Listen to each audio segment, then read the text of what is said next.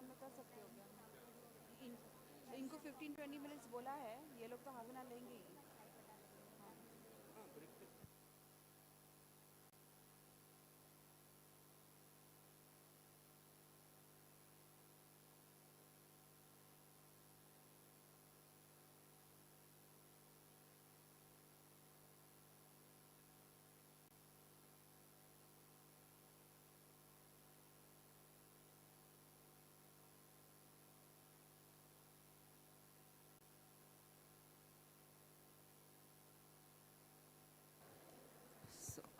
Good morning, everyone. Students, teachers, any other school is supposed to come? We will begin because, everybody has got a timeline here. So I think we need to start. So a very warm good morning to all. Thank you for coming here and gracing the occasion today. So I would now, tell you a little bit about IISF, but before that, I would like to welcome our, guest speakers, Dr. Mansi Malgaonkar and also Professor Pramod Kharandekar. So they are the guest of honors today, and I will just tell you a little bit about IISF, and then we will begin. Okay. So as you know, the India International Science Festival is a collaborative endeavor between Ministry of Science and Technology, Ministry of Earth Sciences, Department of Space and Department of Atomic Energy in partnership with Vijnana Bharati, a science movement spearheaded by scientists of the nation with a Swadeshi spirit. IISF's primary objective is to commemorate the world of science, making it accessible to all. The IISF extends opportunities for people and scientific community both within the country and internationally, to come together, collaborate, and partake in the gratification of advancing scientific pursuits towards betterment of India and humanity. More details on the IISF will be shared by our chief guest shortly. May I now request 5 to 7 students of KVDIT to come forward and recite the prayers for us. Sandhya ma'am, you can also join them if you want, please. So we will begin our program today with the prayers.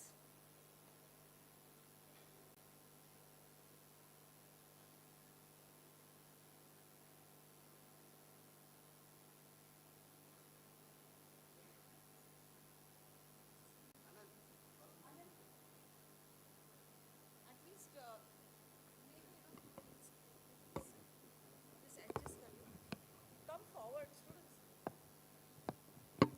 Yeah.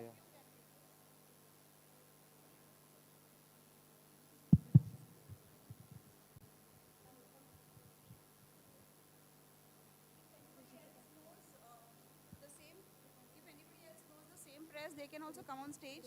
No problem.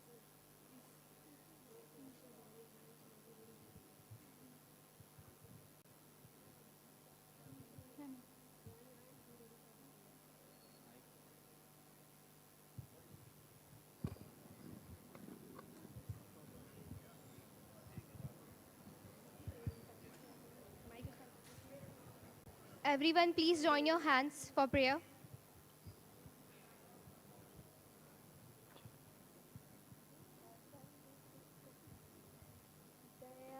वरदान विद्या का हमें परमात्मा देना, दया करना हमारी आत्मा में शुद्धता देना, हमारे ध्यान में आओ प्रभु, आँखों में बस जाओ, अंधेरे दिल में आकर के परम ज्योति जगा देना, बहा दो ज्ञान की गंगा, दिलों में प्रेम का सागर, हमें आपस में मिलजुल कर प्रभु रहना सिखा देना, हमारा धर्म हो सेवा, हमारा कर्म हो सेवा, सदा ईमान हो सेवा, सेवक जन बना देना, वतन के वास्ते जीना, वतन के वास्ते मरना, वतन पर जान फिदा करना,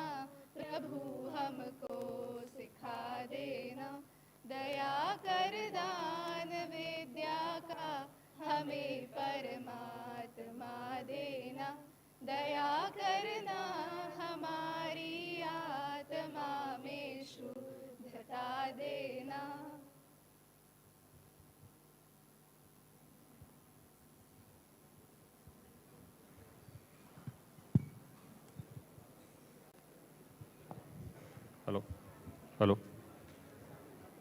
हॅलो माईक देतात ना सांगायचं असं धरलं ते असं धरलं तर आवाज मराठी नाही माईक जब देंगे ना ऐसा बोलने को बोलना Dear students and Sandhya ma'am, thank you very much. I would now like to invite our Deputy Director, Dr. Gopinath, and I would like to also invite Dr. Mansi and Professor Karandikar. Please come on stage.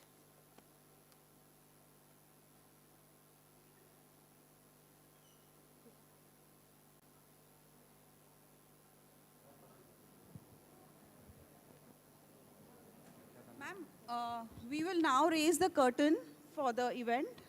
Ma'am, please come this side. Um,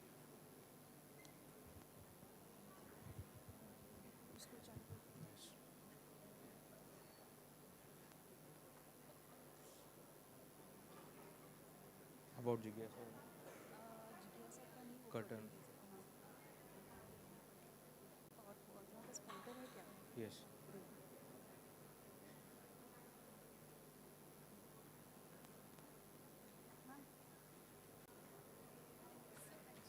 This is on this side. You all are host. You just point it over there. There.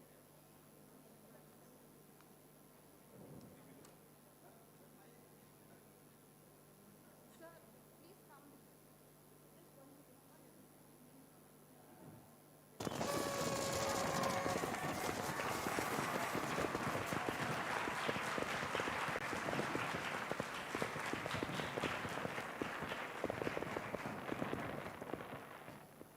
Okay, thank you so much.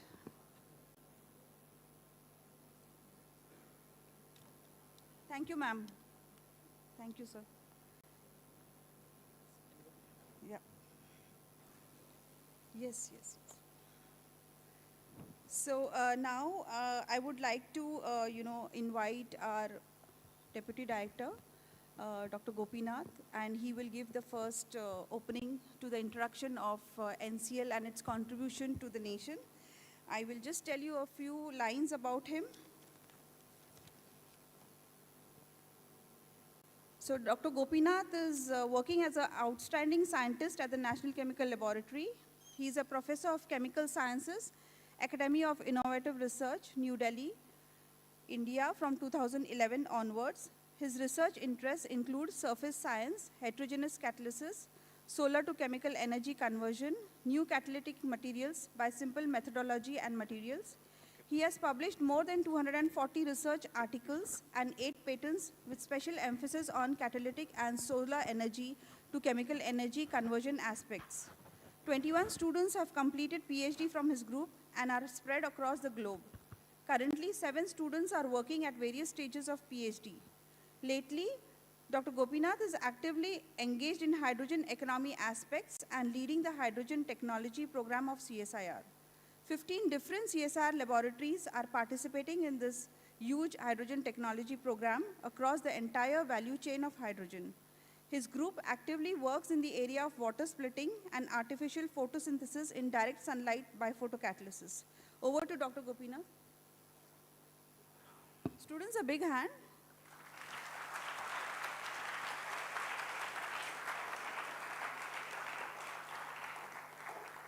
Very good morning to all of you. I'm really pleased to be here, and it's really lovely to interact with kids. I hope all of you can hear me, right? Can you hear me? Okay, very good. Yeah. So let me introduce this great lab. This is a part of CSIR, that is Council of Scientific and Industrial Research. CSIR is a system actually, does a lot of research on all different areas of science and technology. Okay. So we have about 37 different labs specializing on 37 different main areas actually, including chemistry, physics. So our lab specializes in chemistry, chemical engineering. So that's mainly our business actually. Okay. So this is the picture, made one of my colleague actually. His name is written here actually, Kiran Pandare. He retired some time back actually, but This is the lab exactly 75 years back. It was inaugurated by the then Prime Minister Pandit Jawaharlal Nehru actually. So you can see that he is in the middle of this, I mean there are 7 Nobel laureates came for the inauguration of this particular lab actually. So you can imagine, I mean, Madam Curie's daughter also came actually. She also happened to be the Nobel laureate actually. So I mean there are other Nobel, including Sir C.V. Raman is there actually. So we were not able to figure out actually, but then please believe me that 7 Nobel laureates came, and there is a book also available about NCL history actually. I know from the beginning how it developed actually. So this is briefly about NCL. So what we do in NCL is I am going to talk in a little bit detail to all of you actually, which is going to be interesting to all of you. Okay. So in the past 7 decades actually we worked on many different areas. So you can see that in 1950 this lab was started, and the first thing was basic chemicals and dye stuff. Those days actually those dyes were very important actually. Okay, so India had to make the dye molecules themselves actually. So I mean not many industries were there, but then NCL helped to make those molecules. In the second decade, organic chemical, lot of agrochemicals also was developed by NCL. Not only NCL, of course many labs contributed, but NCL contributed in a major way because it belongs to chemistry. Okay, and then came in 1970s pharmaceuticals and fine chemicals. So that is the time Madam Indira Gandhi was the Prime Minister, and she opened up actually. I mean those expired patents actually can be the molecules can be made in India actually. That was a very bold decision. But then somebody had to make those molecules. So that is the place where NCL came into the picture and started making a lot of molecules, and CIPLA Foundation is one of the foundation where a lot of molecules were made actually. In fact, he testifies that NCL contribution in this area is enormous. Okay, and then came the 80s where we started contributing to the import substitution, because till that time many things were imported. So we started contributing just reverse engineering. So that was also necessary those days actually, because to produce something very quickly. I mean those things were going on, and then along with that a lot of catalysis, tissue culture, many things were happening. I am not going into the details actually because I have very limited time, so I may take totally about 20 minutes, but I will try to give you a flavor of what we are doing. And then 90s came global tech transfer actually, because in the beginning of 90s India's economy opened up. So lot of multinational companies came in, and we are also able to export many things actually. So both things happened, and so Indian economy started growing from 90s onwards actually. So at that time Finance Minister Manmohan Singh, then eventually he became the Prime Minister. So it was on the right path, and then now it is going in a very effective way actually. I mean economy is growing really very fast, even though the global economy is not so good actually. So a lot of efforts are going on, and that is the time actually we started patenting also. Till that time we did not do any patenting actually. That was something really worrying. What do you mean patent actually? I mean when we find something really innovative, inventive, we have to protect our rights. So when we find something, then we first protect through a patent. Okay, so that's what it's a patent document actually. And then came the 2000, and that is a time lot of innovation. So you can see that how India is evolving actually. Okay, lot of entrepreneurship happened. Lot of startups, lot of ventures thing happened actually. So in 2000 there are many things happened actually. Then in last 10 years CSIR also started Academy of Scientific and Innovative Research. So we also took part in teaching our own students, because now we are part of a degree awarding institute. So our students get degree from within CSIR actually. Okay, so that's the thing. And then lot of mission mode projects happened actually. But then what is now actually? So this is something very important actually. So Here actually, now we are in the present decade of 2020 to 2030 actually. We are in the middle somewhere, 2023 actually. So how NCL can contribute? So that's become the very, very important thing. You can see that lot of climate changes happened. Just in the December 1st week actually, I myself got stuck in Chennai rain, and literally I had to be moved out of, from the place where I was staying for about 2 kilometers by a float actually. My colleagues in NCL knows actually, because it was distributed in WhatsApp group actually, but then you may not know. But right now, the down south in same Tamil Nadu, but at the Cap Comorin tip, like some 4 or 5 districts are heavily inundated. Okay. I mean, this is not usual actually. I mean, after 92, they are seeing so much rain, almost 1000 millimeter rain in 24 hours.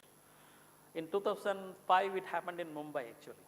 So similar rain is happening in, down south Tamil Nadu actually. I mean, these are all due to climate change, which is, kind of proved already. How NCL can contribute, so that is one thing. And then another thing is actually, 85% of energy what we are using, when I say energy, it may be petrol.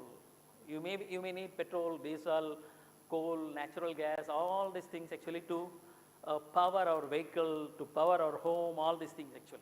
Okay. So 85% of this energy resources are coming from other countries. It may be Middle East, it may be Russia, it may be somewhere in US, okay. But then we depend on those countries. If those countries decide not to give any energy to India, we are actually doomed. See, the Russian-Ukraine aggression happened. That disrupted the energy supply to good part of Europe actually, to India also. But India managed to get energy supplies from Russia actually. Okay. But then, now Israel-Gaza war is going on actually, that affects somewhere else. Okay.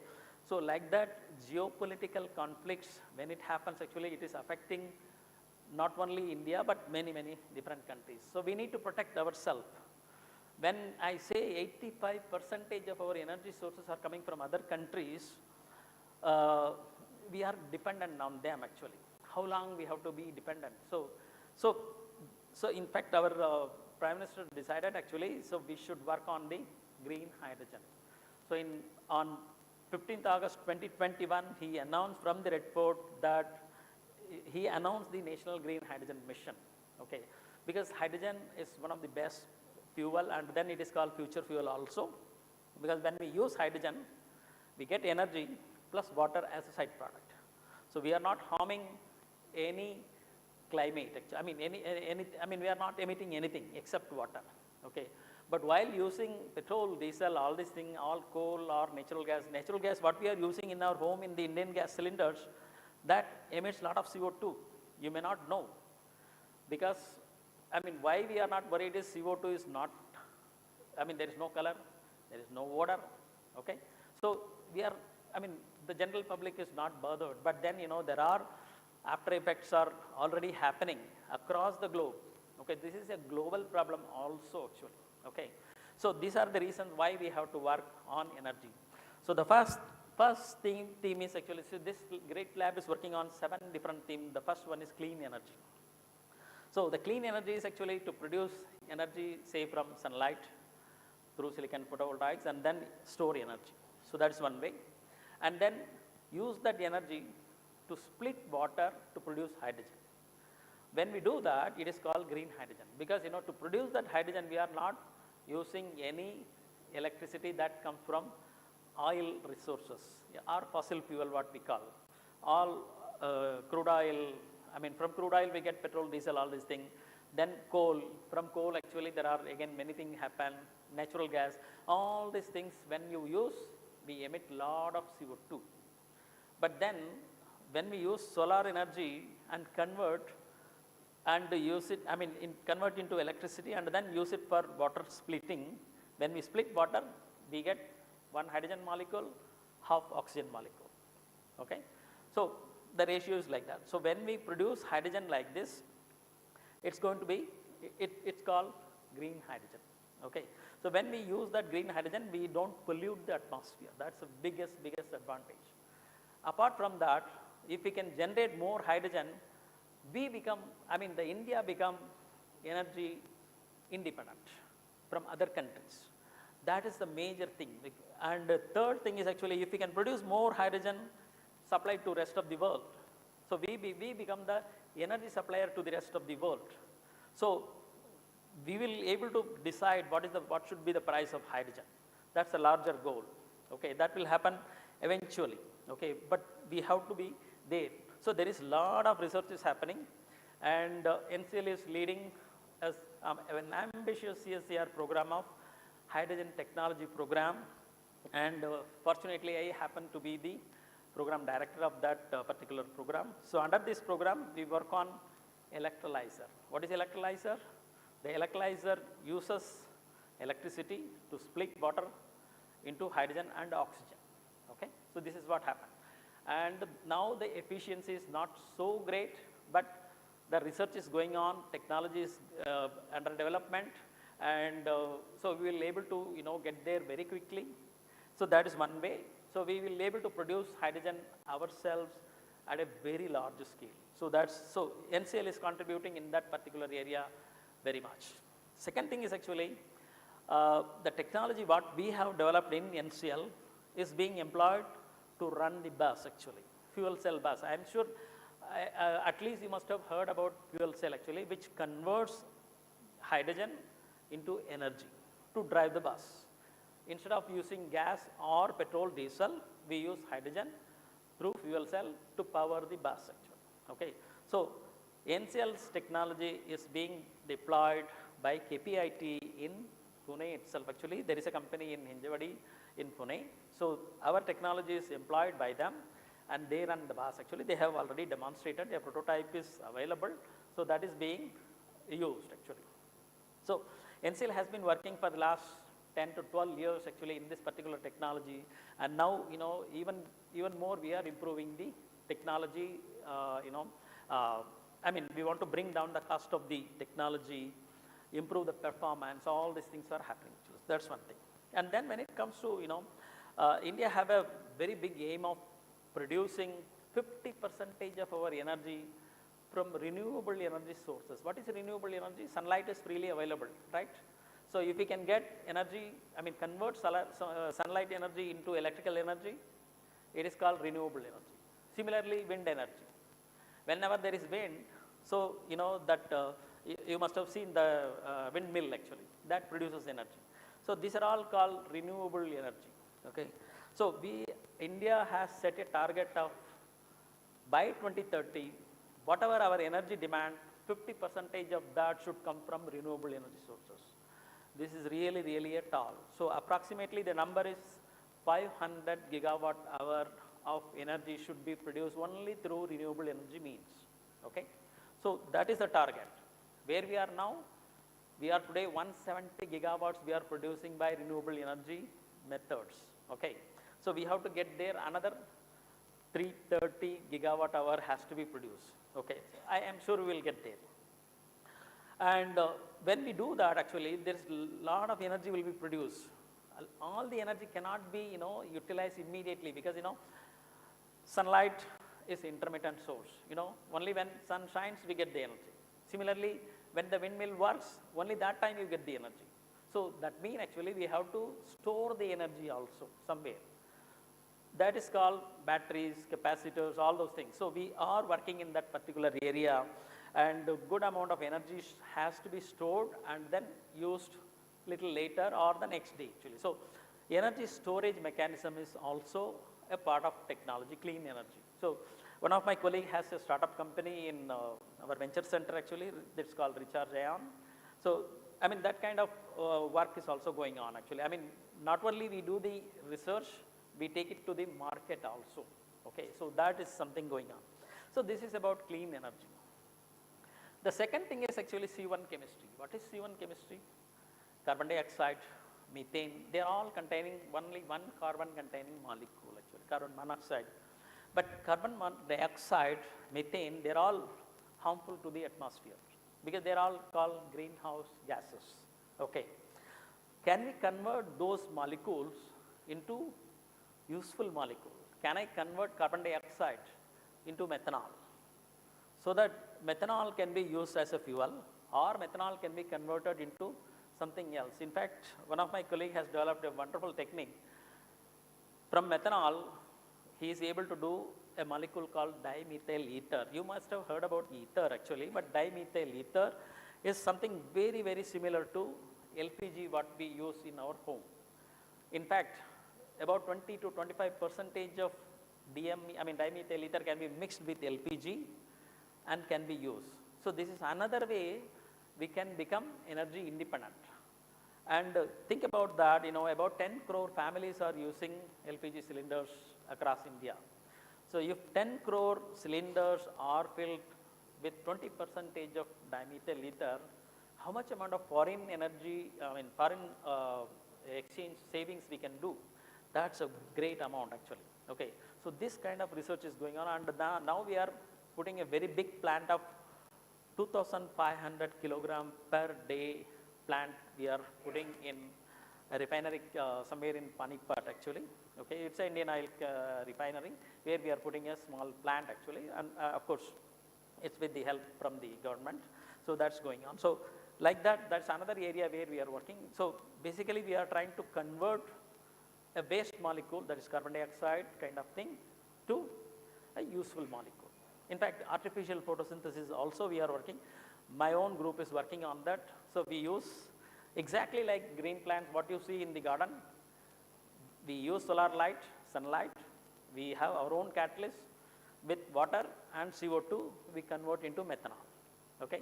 So when we do that, we store sunlight energy in chemical molecules actually. These liquid fuels can be transported anywhere like petrol and diesel. So that's the advantage. So that's one thing. So this is about clean energy. Then circular economy. What is circular economy? We produce a lot of waste. There is 700 million metric tons of waste is generated across India every year actually. So that's one information. Another thing is actually during COVID, only because of the personal protective equipment, what we call, the gowns, masks, all these things actually, about 200 tons per annum was produced actually only during the second COVID wave actually. So can you imagine actually the volume of waste produced? Normally it goes to the landfill. That means it goes to the garbage, okay? But that's very, very bad. So what this lab has done is actually we collected about 1 ton of such kind of waste and then made it into a recyclable thing actually. So in fact, we have flower pots which is made from that plastic actually. Okay, so a waste is converted into something useful. So there is a value addition we made actually. There is a small startup also which is working more on such ideas, and that's going on actually. So this is about the circular economy. So how do we convert a waste into a value added product actually? That's third one. The fourth one is actually sustainable chemical industry actually. So what I mean sustainable chemical industry, for example, what goes as a waste actually, to produce anything actually you need a lot of, the present chemical industry makes a lot of waste actually, okay. It has to be avoided. So that is the main thing. This lab works something called continuous flow synthesis. That means actually we minimize the waste and maximize the production. Not only that, I'm sure how many of you must be wearing the wearable electronics actually, the smart watch, all these things actually, which employs a small amount of silver wires, nano silver wires. Okay, so that nano silver wires we are able to make in bulk and in a continuous flow synthesis. Okay, that goes into your watch actually. A microgram of nano silver wire goes into that actually, but then we can produce kilograms actually in the lab. Okay, so we contribute that way also to the chemical industry, and by producing minimum waste actually. Okay, so that's the fourth one. And then fifth one is biotherapeutics actually. What is biotherapeutics? And biosimilars also we call actually. What is biosimilar? Biosimilar is a compound or molecule which is very close to what is being produced in our body. For example, insulin is produced in our body, okay? But then can I produce insulin-like molecule which also functions and controls the sugar in our body? This is called biosimilar, okay? So this lab is working on that because biosimilar is picking up very, very, very fast actually. So that work is going on, okay? And then 6. Whatever we say actually, India's economy is still dependent, I mean significant percentage of economy depends on the agriculture. Because we produce a lot of, rice, wheat, all these things actually. But after the harvest, what happens? Mostly our farmers simply burn the waste actually, okay. So those who are from Delhi and UP side, they know that, November, December, there is lot of smoke happens actually, okay. So that's because, our farmers simply burn. But then, can we convert that biomass waste, after the harvest, it is simply lying in the field. Can we convert that into something useful? This lab has been working in that particular area also and making a lot of inroads in that particular area. For example, can we produce an alcohol, an acid, a furan, or so many molecules can be synthesized from the biomass. So that kind of work is going on actually. Not only that, can we use the biomass to produce hydrogen also? That's another way of looking at it actually. So basically, a waste is converted into a wealth or value added product or chemical, okay. So this is what we are doing. And then lastly, agri-tech. Agri-tech. How many of you use honey? Good. How many of you know that almost all honey available in India is adulterated? All the major companies, suppliers, honey is adulterated. Why? Actually, we cannot import our honey into another country because, it needs to be certified. How do I make sure that the honey produced by our farmers is pure? There is a way. There is a method called NMR, nuclear magnetic resonance spectroscopy. That spectroscopy tells you whether my honey is really pure or adulterated with sugar, okay. So far, till last year actually, we have to send our honey to a European laboratory to certify that this is a pure honey. But now for the last 1.5 to 2 years actually, this lab is working on developing the protocols to certify that the honey produced in India is pure. And what are the molecules are there, what is the percentage, all those things has to be listed actually. So that we will able to export our honey ourselves, plus we will able to earn a lot, okay. So this work is going on in the agri-tech actually. So this is briefly, very, very briefly I told you actually about the work what we are doing in NCL. And so with that, let me stop here actually. So basically actually, this lab is, trying to achieve some of the sustainable development goals what has been set by United Nations, okay. So from the chemical engineering point of view, whatever way we can contribute, we are trying to do that actually, okay. So with that, let me stop here. There are few questions I'll be happy to take. Thank you very much.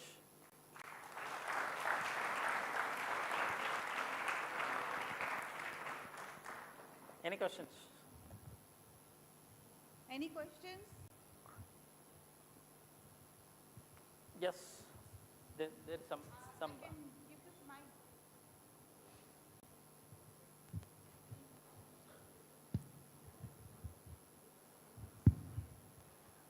Good morning, sir. Could you please explain the C1 chemistry concept once again? In brief? C1 chemistry? Yes. Yeah. So C1 chemistry, so basically carbon dioxide molecule. You take the carbon dioxide molecule, it contains only one carbon. So any molecule actually that contains one carbon, we call it as C1 actually, C1 molecule, okay.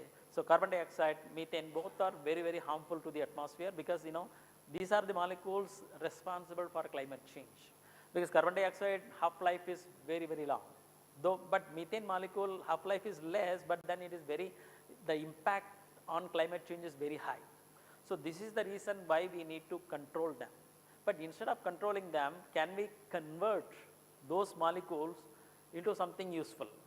Can we convert carbon dioxide into methanol or ethanol? If we can do that, that's what exactly the artificial photosynthesis is happening on that same principle. What is photosynthesis? All the the green leaf, what you see in the garden, actually it takes sunlight energy, it takes water from ground through the capillary force, and then CO2 from atmosphere, and then with chlorophyll and other thing, actually it is converting into the the energy what it requires, that is glucose and sucrose, actually it is being made by photosynthesis. So then another thing is, actually plants do not require any expensive material. It is using simplest thing, water, CO2, sunlight energy. It is not asking you anything actually, okay, except maybe we give some fertilizer actually, but then you think about the plants what is growing in forest, it doesn't require anything, but it is growing on its own. So the same photosynthesis, actually we are trying to simulate in the lab to convert carbon dioxide into methanol and ethanol. Okay, so this is basically about the C1 chemistry. So have we made a few processes? Have we progressed in this? Could you give some examples? Artificial in lab. So this progress, you said we are simulating it. So could you give any example on how much you have progressed in it? Artificial leaf. Yes. Yeah. So artificial leaf, actually, see, I'm sure you must have seen actually silicon photovoltaics being employed in many different places, even on rooftops and other things, actually to generate energy. Okay. So there, what is happening is, actually sunlight is falling on the silicon photovoltaics. There is an excitation of electron from valence to conduction band happens.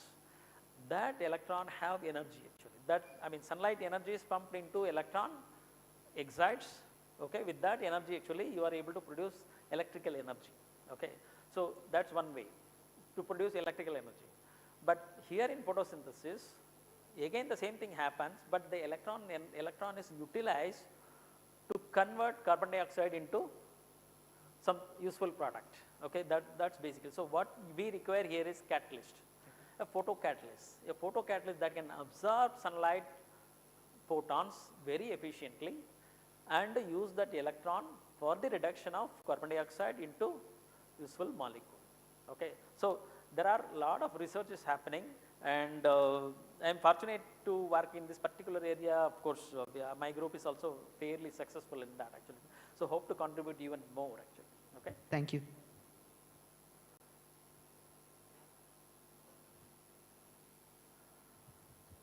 Yeah, there is another girl.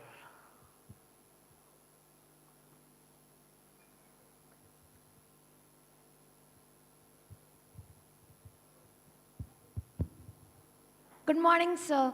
Sir, my name is Shreya Yadav from school KV PM Shri Kendri Vidyalaya DIT Girinagar. Sir, my question is to you, is there any scope to produce energy from garbage? Like you told us, like in Corona period, you make flower pots from the residues. So why can't we convert that into energy, like any form of energy? It's a very good question, Shreya. See, we need to do two things at home. When we produce, garbage, every house produces some garbage, right?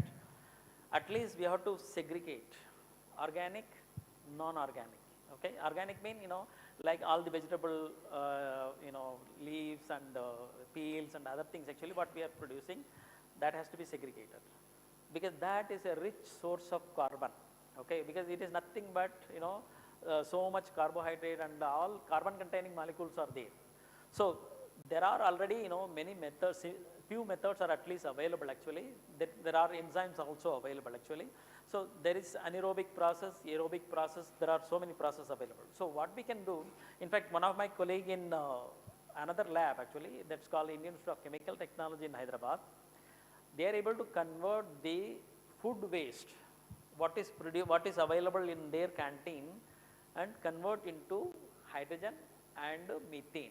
Okay, So that kind of process is available. So that means actually we will able to effectively convert a waste, I mean the garbage what you said actually, but only thing it has to be separated, okay. So organic, all the organic waste goes into that device under a enzymatic process, converts into hydrogen or methane and other molecule actually, depending on anaerobic process, aerobic process, there are many different processes actually.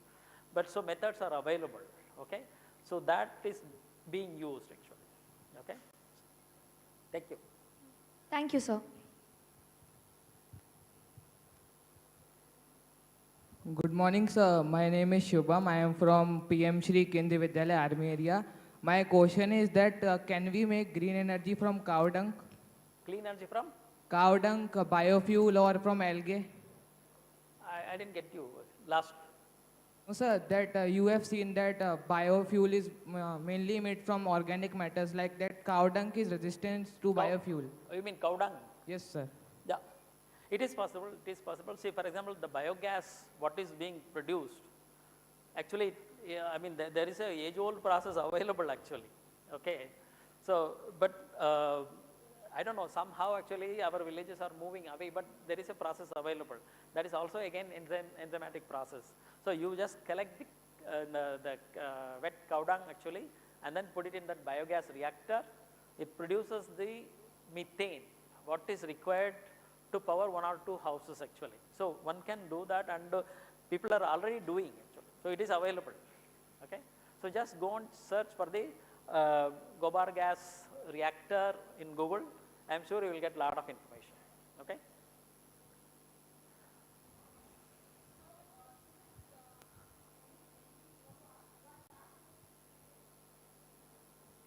One last question. Sir, you said about 50% renewable energy by 2030. Considering India's large energy consumption, how realistic is it? I mean, is it possible? Yeah, it is possible. It is possible because see, you can sit down. Yeah.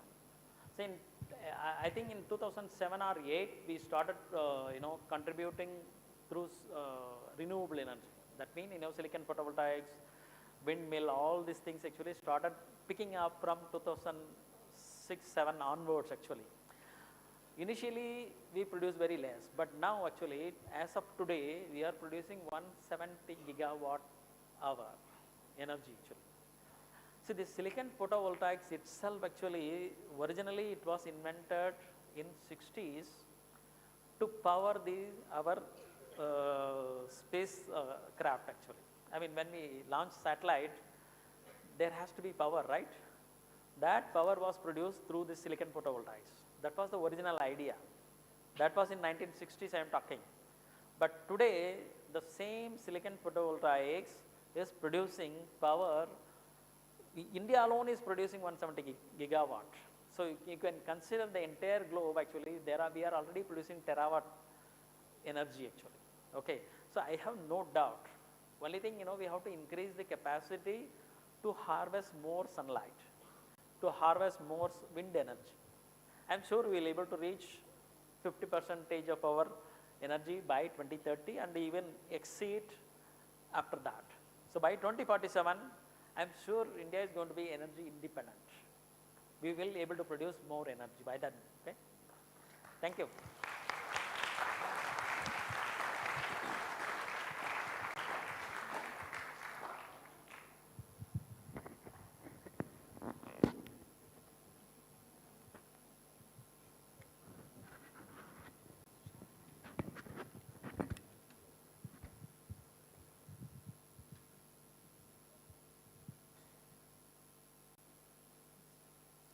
Thank you very much, Dr. Gopinath. It was really very nice and enriching to know about the NCL contributions to the nation.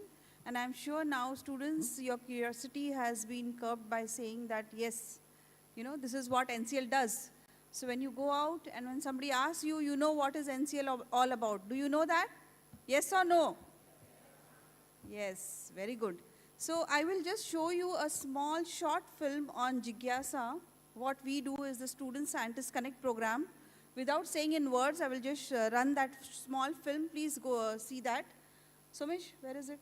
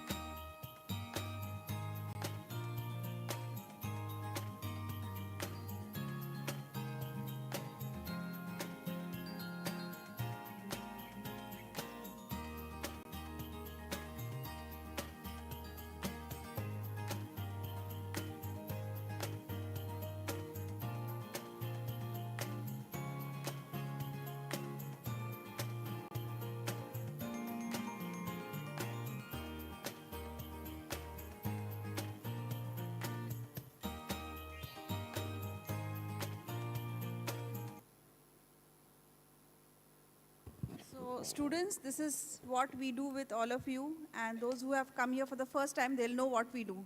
Okay? So please, stay tuned to our further programs. We do have few programs, but we do have it spread over the whole year. And I'm sure your teachers will definitely bring you. So with this now, I will now welcome Dr. Mansi Malgaonkar again, once more on the stage. And Dr. Gopinath, can you do the honors?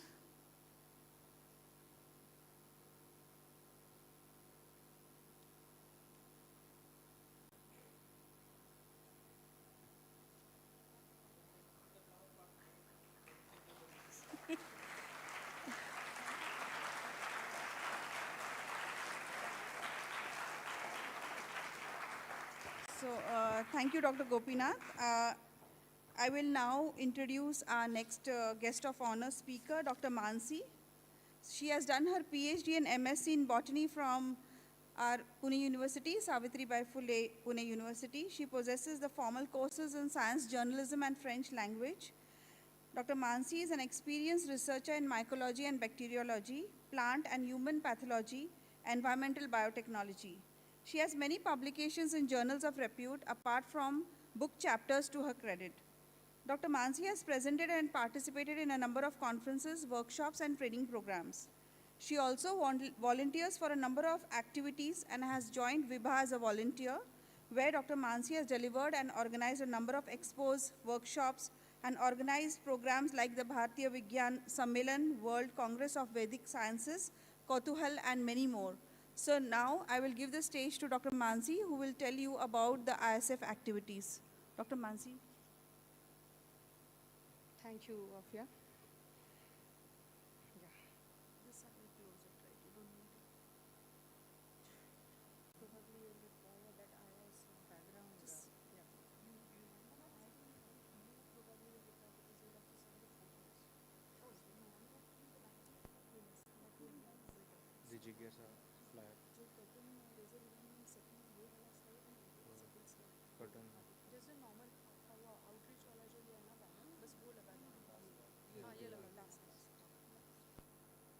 is this okay? तो आपके photos को भी अच्छा रहेगा Yeah. Thanks for the updates.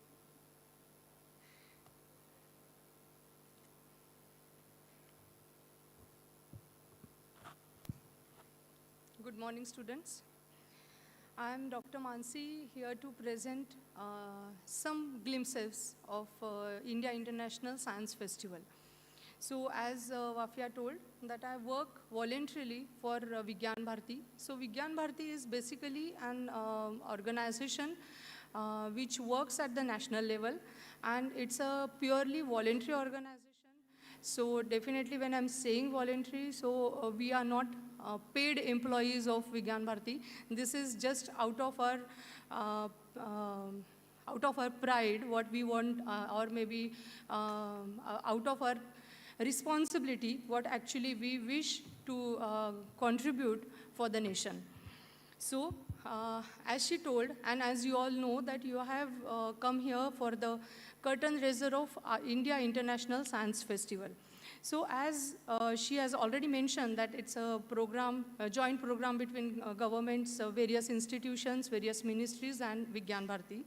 So basically, why government started this program? This program started almost 10 years back, after 2000, first was in 2015.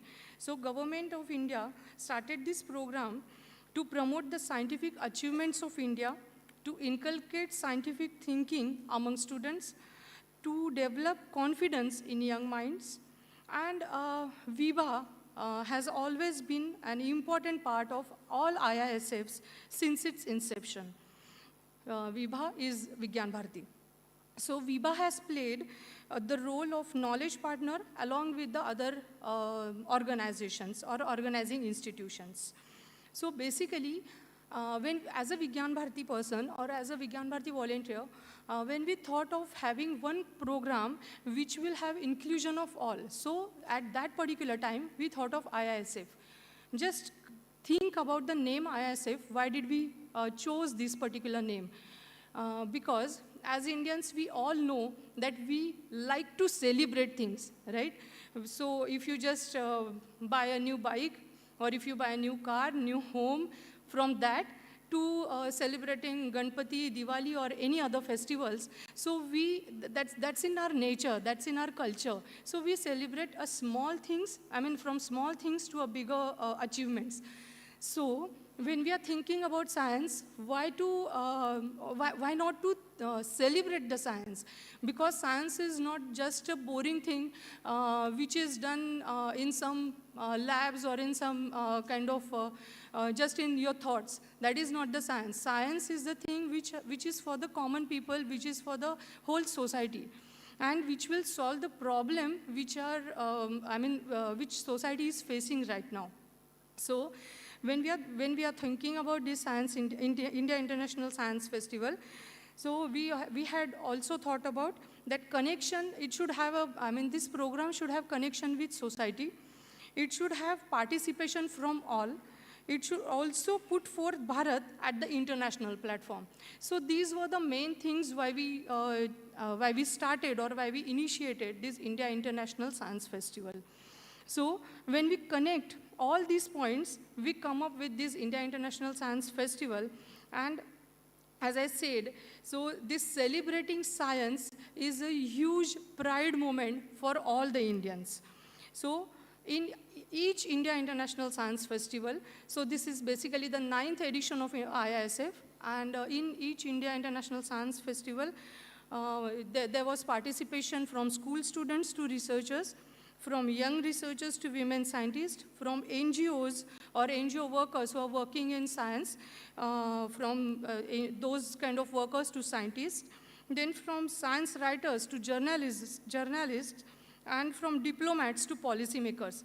So each and everyone who has any enthusiasm for science can come and can be part of this India International Science Festival. When I said it's a 9th edition, obviously there were earlier 8 different IISFs had happened.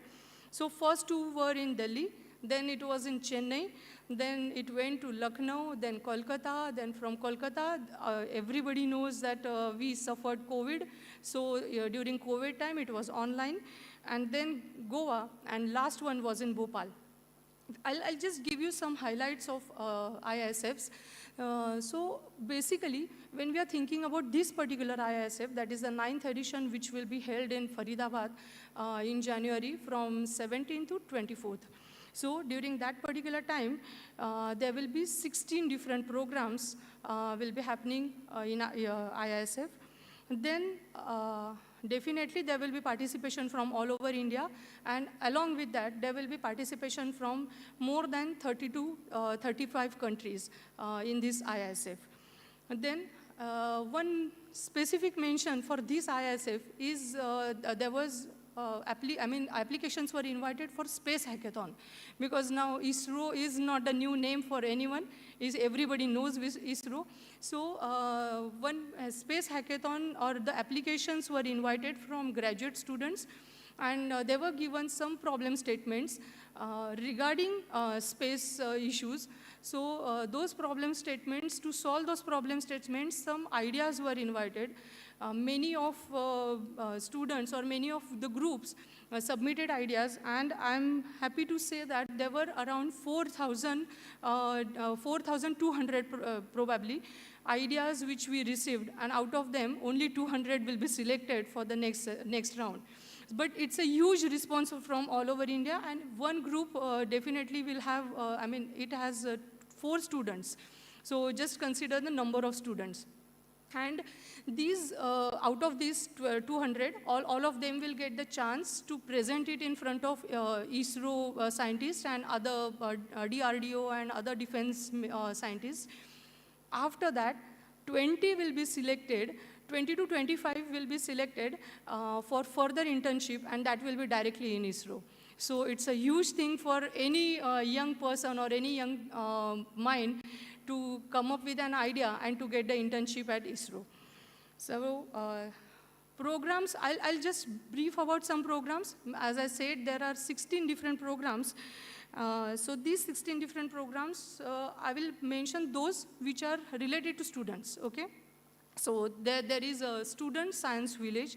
So in this student science village, it's a participation from students all over the country. So for this also, application is invited from the school, and that's not from the individual student cannot apply. School has to apply for that.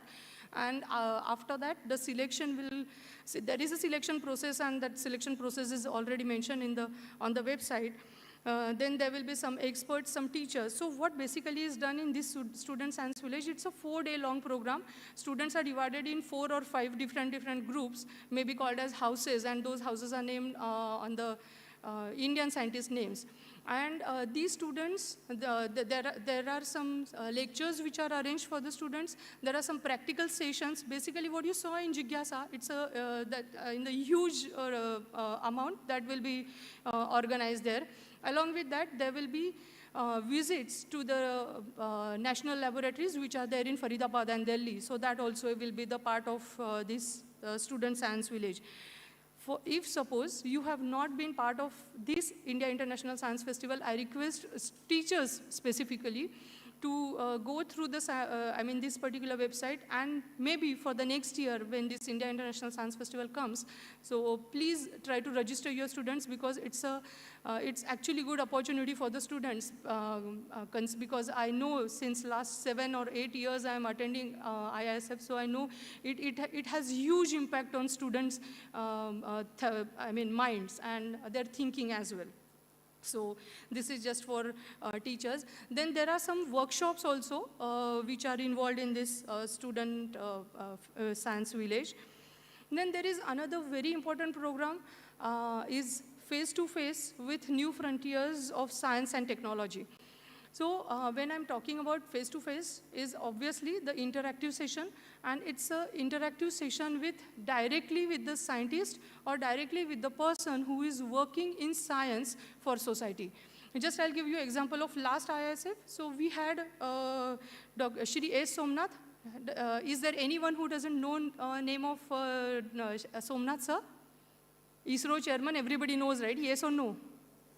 Yes. Okay, so when last time he was there in Bhopal, he shared not only the experience or not only the achievements of ISRO, he also shared and he also discussed, or he also interacted with the students who were from Bhopal and around, around Bhopal. What basically he discussed was what is the future of space science in India.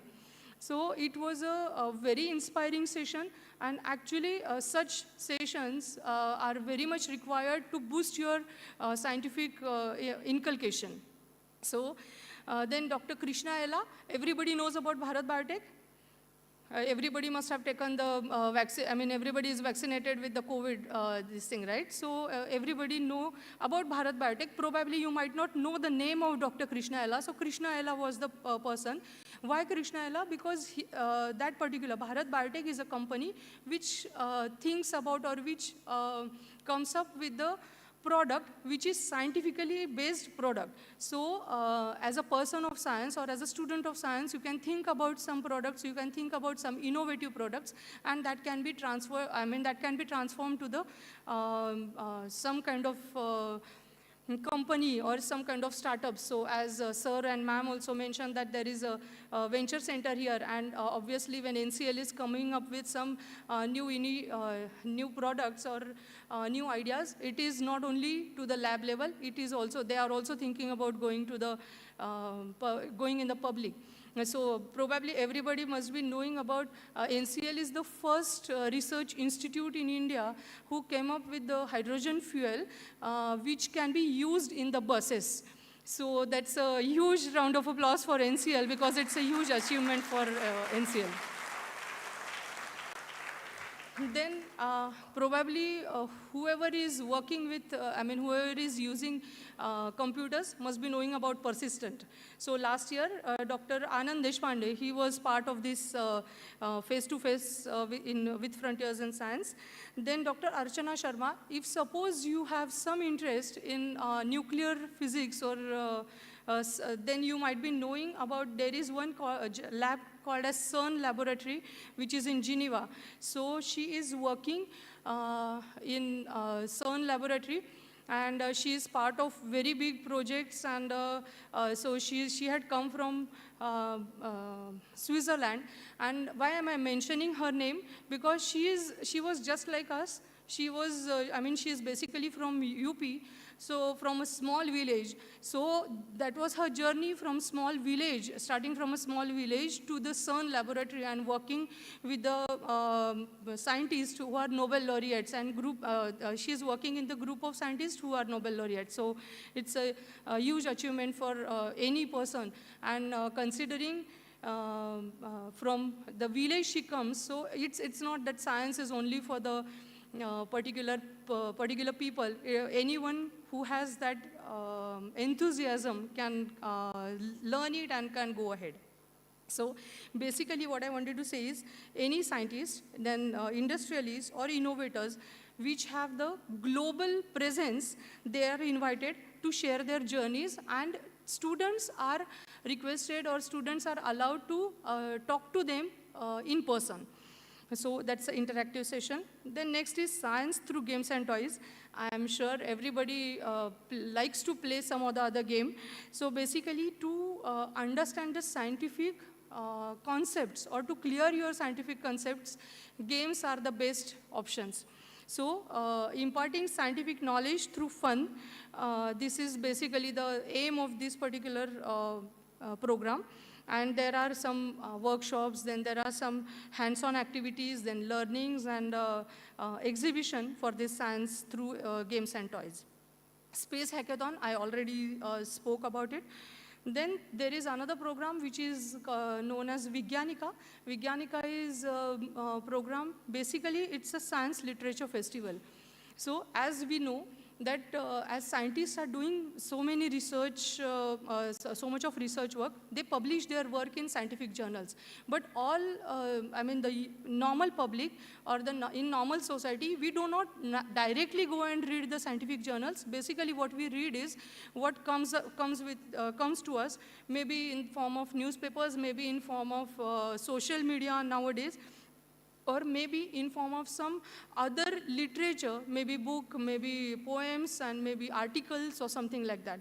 So all these people who are writing science for the society are basically invited.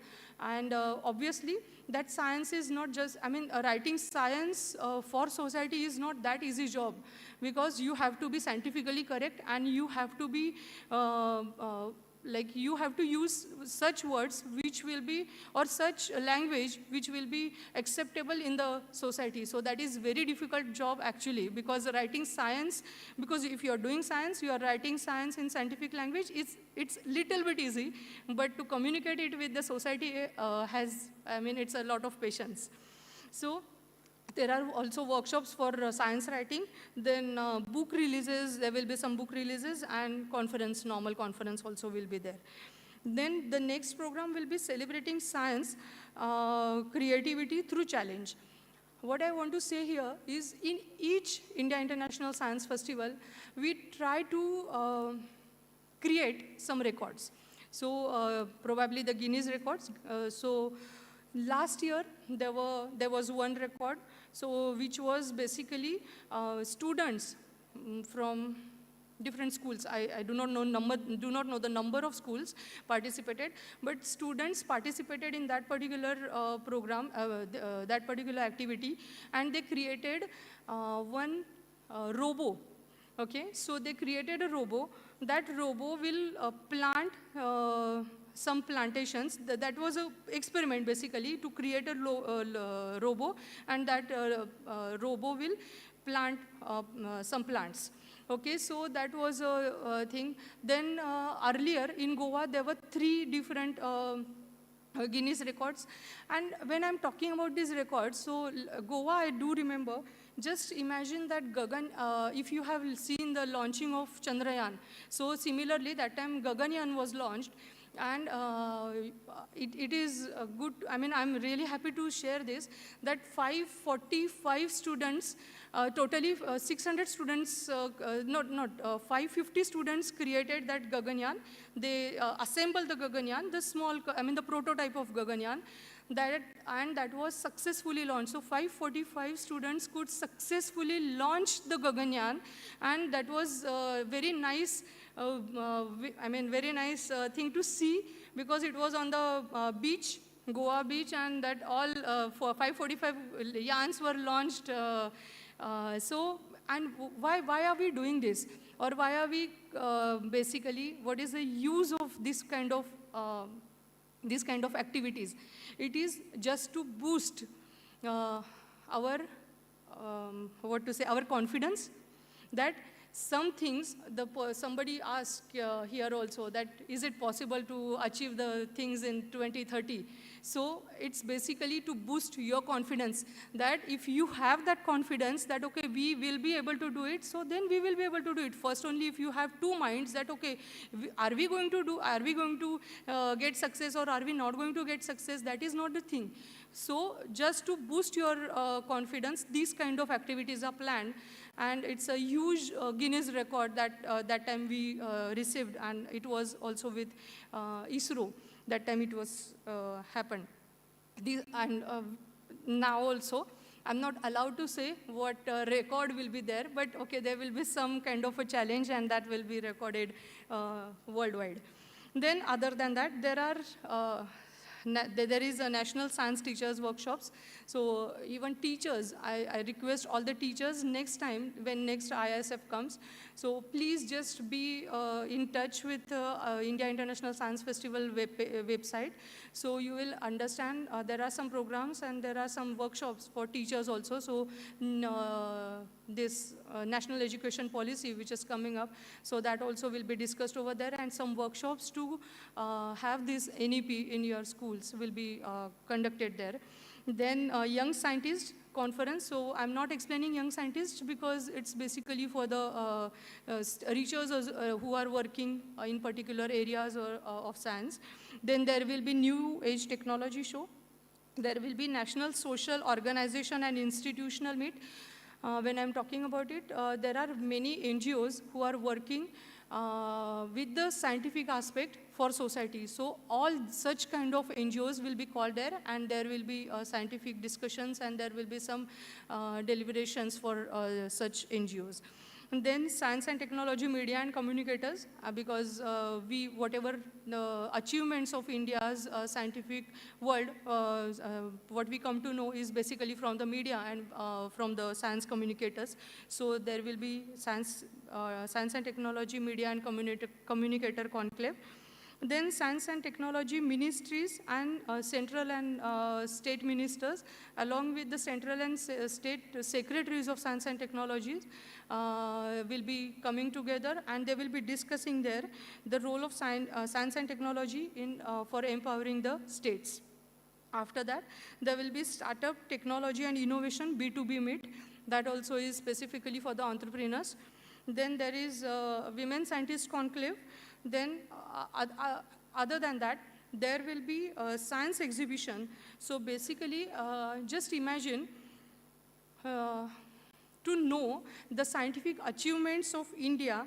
And when I'm talking about India, scientific achievements of India, I'm including all the research institutions or all the research labs who are working under Department of Science and Technology, Department of Biotechnology, ISRO, then CSIR, that's NCL is part of CSIR, then ICMR, that's Indian Council of Medical Research, then AYUSH, then ICAR, DAE, and many others. So all these research institutes, under one roof, you will be able to understand what they are doing, and you will be able to know what are the achievements from all these institutions for India. So it will be definitely a huge exhibition for everyone to see. By chance, if you are not part of this IISF, definitely you can be part of next, because this is an annual program, and for that, your teachers will have to take little extra efforts to connect to the India International Science Festival team. Thank you. Thank you, ma'am.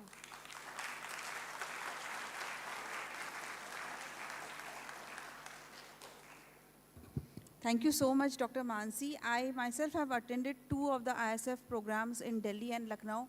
They are super, super good. They are really very informative. They are very useful. They are very knowledgeable. And it is like, students are into the activity. So you will all get a chance to do the activity yourself. So I hope that you will all come, go there, convince your teachers and attend the ISF. How many of you all will go? Loud. I can't hear any yes. Okay, put your hands up. Great, so just go through the website and get more information about the registration part, because registration starts early, okay?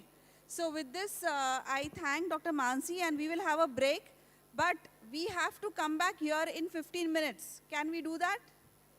Okay, so please come out.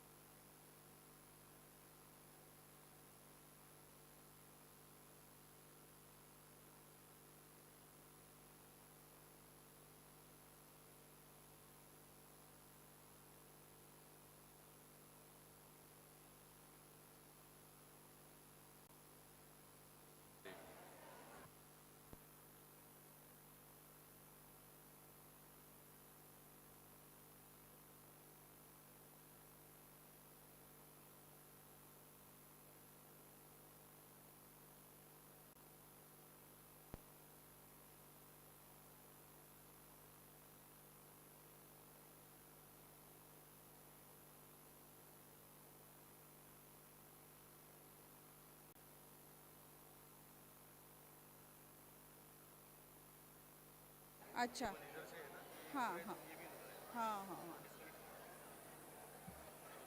Hello students are we ready for the next talk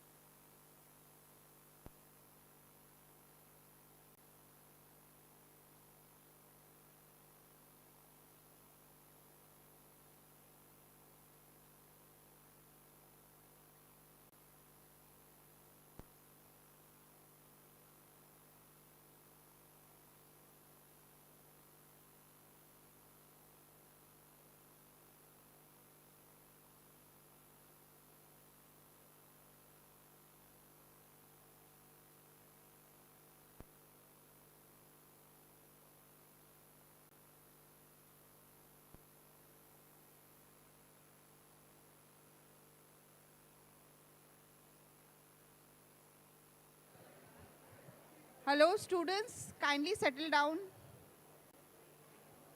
Can you please Hello. settle down soon? We will start the next program.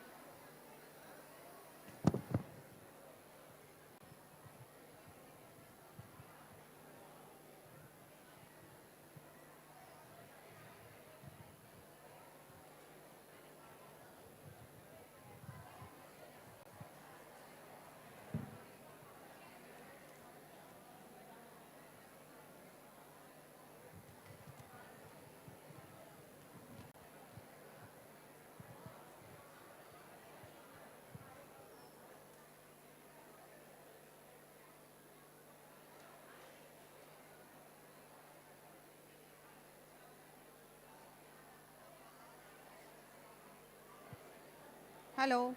Yeah. Students, hello. I know you all are all very excited, very happy, very enthusiastic about the sessions going on since morning today. So can I have your attention, please? Yes? So we are going to have the talk of the day today by Dr. Sailaja Krishnamurthy. Are you all ready? You have to shout. Very good. So that's the way, we do our programs here. So I will now introduce Dr. Shailaja. Shailaja, can you come here? Okay. So Shailaja is a computational quantum chemist. Her research interests include applying both atom-localized based quantum chemical methodologies and plane wave basis set methodologies towards design of materials related to sustainable energy, environment and health. She has pursued her doctoral degree at CSIR NCL and has worked at distinctive research environments such as industry and academia. She has published over 125 research papers and is recipient of MEA France postdoctoral fellowships, CNRS visiting researcher fellowships and CRSI bronze medal. Her current research topics include, but not limited to, catalyst design, which includes heterogeneous electrocatalytic and photocatalytic design of separation materials, corrosion inhibitors, remediation materials for toxic molecules, and understanding interaction of toxic materials with biomolecules. So can I now welcome Dr. Shailaja Krishnamurthy, a big hand.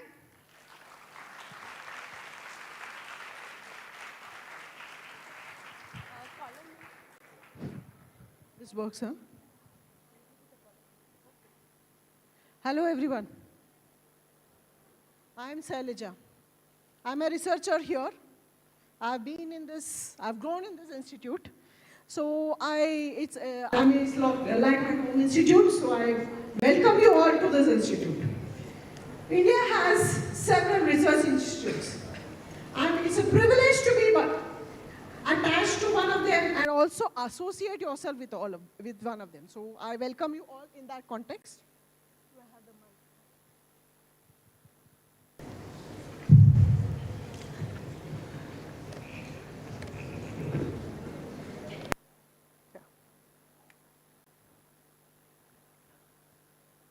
So, the topic is, can you all hear me? Some of you are sitting very behind, so I have to really shout, but I'll do it, okay? So, the topic is computers, can they replace ever Bunsen burner? Bunsen burner, all of you must have done some experiments, right? One of the most common thing is, okay, but Bunsen burner is just a name, huh? Don't worry, Bunsen burner means giving energy to carry out a reaction, right? How many of you have carried out experiments? I know you're from 9 to 12. How many of you have carried out reactions in your labs? Okay. Was it cumbersome? Did you like it or no? Okay. Now the question is, can we not use it? And can we use computers for your reactions? So what happens when you do a reaction? You give in some reactants and you get a product, right? That's the end. What is happening in photosynthesis? You have reactants, carbon dioxide, water, and you get out something else, right? So you get out oxygen. So what happens? So my question today is, can we ever come out of this and get our molecule from the computer? Do you think it is possible? Why? And how? How can you get your molecule out of the computer? Okay, what do we need to get the molecule out of the computer? Okay, to understand this, can you all tell me how long is the human evolution? Since how long the humans have lived on this earth? Several years, okay? Some of the records we have are from the earlier civilizations. You all have read in your history, Mesopotamian civilization. You've read about Egyptian civilization. You have read about Indus Valley civilizations. Can you imagine when people discover, all the archaeologists, what excites them when they dig out this? The way the structures have been built. It's the civil engineering. There was a spot of civil engineering at that time, right? So humans have progressed in spurts, right? One of it is during the civilizations. But the maximum impact, humans have changed the way this earth looks, practically. When was this maximum impact come? It has come in the last 100, maybe say 300 years. So much of life and progress in 300 years, what has made this difference? Some understanding that has come out that has made this change in last 300 years? Do you want to know? Can you think of what are the changes that has brought? What is the understanding that has made the change in last 300 years? One question. Anybody? Raise your hands. What do you think has changed? Yes, tell me. Steam engine. Okay, good. And anything else? Okay, very nice. I actually got two answers on which I'm going to talk ahead. Okay, so what happened around 1643 to 1727 lived a man called Isaac Newton, and he built in the principles that helped us to understand mechanics. What is mechanics? What is mechanics? Yes? Yes, but it's something, mechanics is big, na? Laws of motion, yes. Yes, but laws of motion explain a lot of mechanics. You throw a ball, where does it land? You roll a ball, where does it land? These are all mechanics, okay? What are the force? How does it accelerate? Where does it land? He explained all this. And he also, of course, had a lot of more interesting things that helped us, that brought the world closer. It was the first time over the last 300 years that the world has become a lot more closer due to inventions like engine, okay, transportation, the whole navigation was built, right? All this was the first time we changed. Of course, that also was the reason why there was colonization, right? We were a colony. You all realize, right? So all this happened due to the great inventions of the people like that. Of course, you had telephone, you had locomotives, you had navigation tools, navigation vessels. This brought us close for the first time. But that was in 1727, okay? It was in 1800. When was the second spot? Now we are using mobile phones. I'm able to explain you with the help of this beautiful thing. What has brought this? The second understanding of this world, that I mean, we have so many tools now. Television to jet engine to, I mean, we are creating fancy movies, such nice effects, right? Some invention, some understanding that has brought this here, okay? It has brought creation. It has also told how we can come to the close of destruction. Can you all tell me what was it? What is the cause of this technology? One understanding that has changed everything. Yeah, come on. No? I thought you raised the hand. Anyone? It's only, yes. The computers came only now. You know, even I didn't use computers when I was doing my MSc. I mean, I just could see it from a small window. Oh, computer. So it is not that. Something else. Something else that has changed, yes. Yeah, but what is electricity? Flowing of electrons. Yes.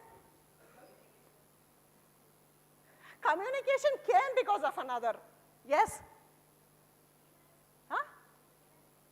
What is it? Laziness. No, I think we could have never progressed because of laziness. No, never. And we cannot afford to be lazy now with this kind of climate change. Definitely not. Electricity, you almost answered here. It's the understanding that everything is made up of atoms. I am an amalgamation of atoms, working together, moving in a different way, moving in a beautifully sequential way, right? And each one of us have a distinctive way the atoms are formed within you. That's why each one of you is unique, right? DNA. Okay, you all heard about DNA, right? It's the understanding of how atoms are arranged in matter. that has transformed this world. That has transformed this world. Okay? Of course, atom was formed. Atom was, a lot of people, Kepler, Niels Bohr, a lot of people debated on how it would. They first thought it was a planetary system, but then it would not sustain. They understood that nucleus, the positive and neutral, neutrons and protons are in the center, and you have electrons. But to understand itself, how this, it was not about protons and neutrons in the center, which was controversial. It was about how these electrons are moving around this huge, heavy nucleus. That was the core of the controversy at that time. Okay? And actually, the person who created the controversy was not able to accept the solutions given to him. You know who is it? Einstein. One of the greatest genius who lived in this earth. Right? He actually explained what is photoelectric effect. Anyone of you know what is photoelectric effect? There'll be a question. One of you will answer what is a photoelectric effect at the end of this. Okay? One question. Okay, so he explained, yes? Pardon? Yes, but there is more than that. What is the intensity with which they come out? Okay? So they could explain, that was what it is. They could explain that if you have a nucleus, electrons are arranged in orbitals of increasing energy. This discovery has transformed this world. I want you all to go and check, when was this? When was the exact way in which the atom is arranged is understood? This has made us create amazing materials. If you understand that, it was so, of course, understanding, hey, how many of you have watched Oppenheimer movie? How many of you? Very few, huh? Did you like it? Did you like it?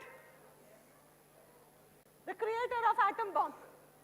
Once you understand atom, please silence. Once you understand how an atom is created, how an atom is there, you can understand how to break and create it also, right? And this person has, actually he was very controversial. Did you all know the story of apple, right? Poisoned apple? He joined an experimentalist, not a theoretical chemist. That means theoretical chemist is the one who tries to understand how the atom is, molecule is, and how do they react. He joined an experimental chemist, and he was somehow bugged with it that he left a poisoned apple for his advisor. You know, when I told this story to my daughter, she said, "Mama, don't tell this story to your students because you are such a terror." So he was so brilliant. He was brilliant, and he joined his Max Born, who was equally, all of them are Nobel laureates. Huh? One guide, his student. Amazing. And this person, when he joined Max Born, he would talk more than Max Born. Finally, Max Born's other student wrote a note, and he left it so that Oppenheimer could read it, that you should keep quiet in meetings. And he kept quiet. He was a nice person, a genius, and you should watch. Whoever have not watched Oppenheimer should watch it.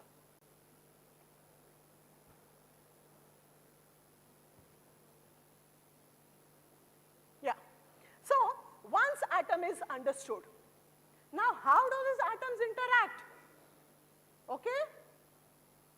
Can you tell me one of the strongest bonds? Some of you are from 12th.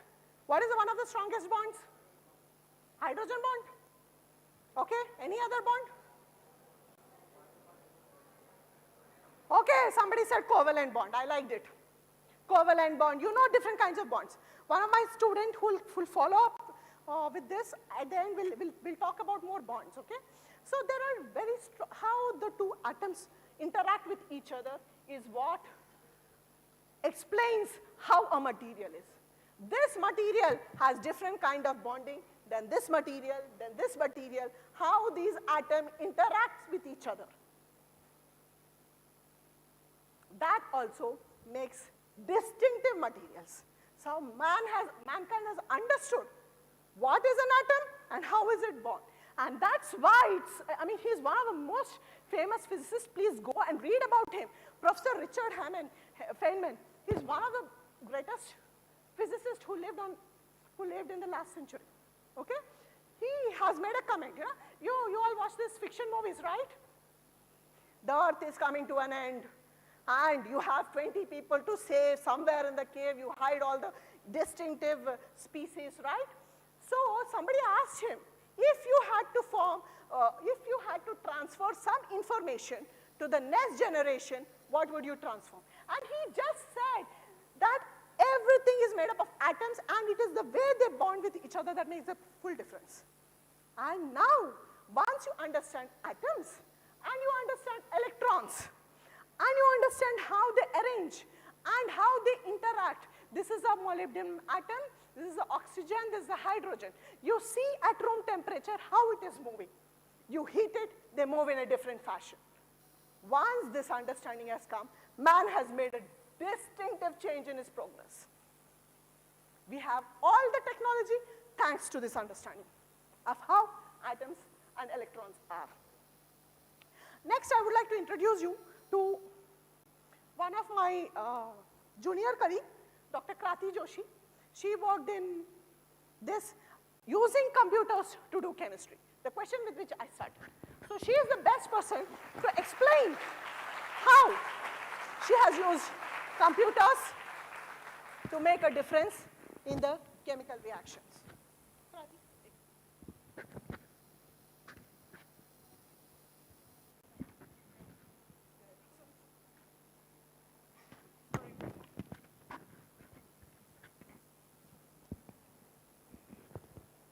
So did you all understand what made a difference till now? Why?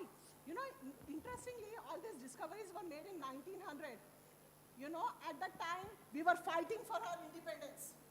It's a tragedy that we were fighting for our bare independence when the best of science was going on in the other part of the world. So you people should understand the magnitude of this, right? And we will catch up. We will have a lot of research which is going on, exciting research, on par with the world, thanks to our independence. This is actually.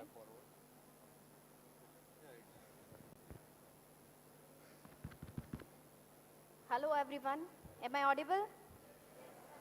Thank you so much ma'am for the introduction. So I'm going to continue the journey here. So I'm going to show you some examples where you will be able to see that how computer-aided simulations can help in replacing the Bunsen burner. Okay, so let's go with the first example.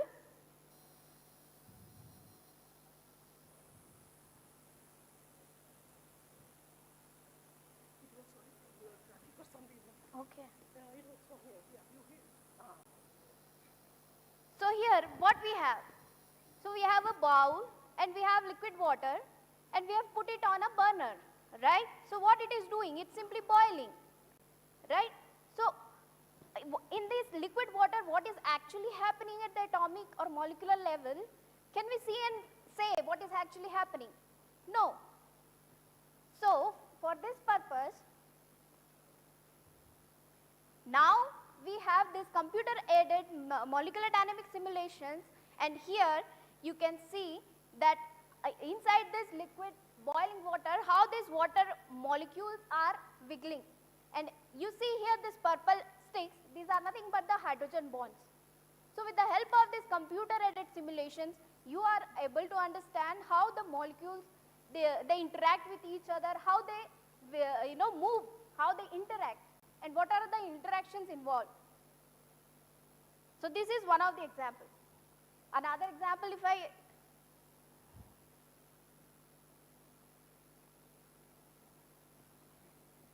so what is this? Ice cubes, right? So just by looking at it, are you able to see that what is actually happening inside it? What is happening at the atomic or molecular level? No. So here comes the computer-aided technology.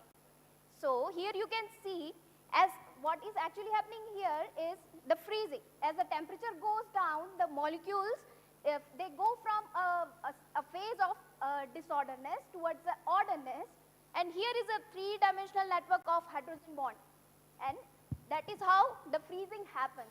And how we could understand this is with the help of computer-aided molecular dynamics. Right. So moving on, drop an atom, it's an imaginary world. Okay. So now let me come to another example. For example, here we have two different, actually two of the most popular allotropes of carbon, and that is graphene and fullerene.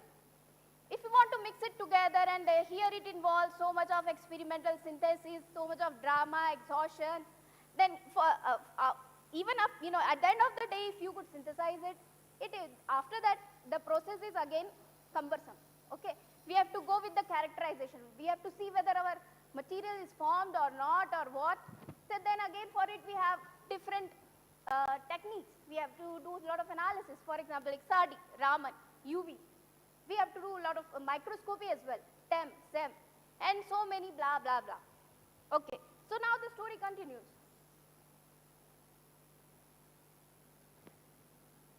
On the other hand, okay, then, after, during the last decade, here comes a very big idea, okay,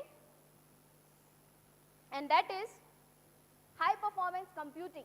Now with the help of sophisticated technologies, we have now very big high performance computing facilities, right?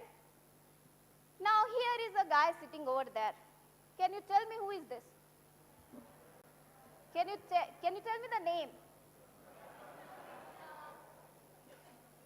Yes, Robert, right? Yes. So here in the movies you must, I think everyone must be fan of Marvel movies, right? Yeah, Quantum Mania, these, that. So in all those science fiction movies, what they show, actually, those big, sophisticated screens and a lot of, processes are happening, and then here is the guy who is,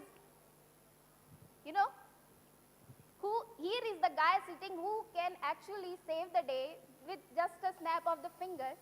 But it's not just that. It's not that simple.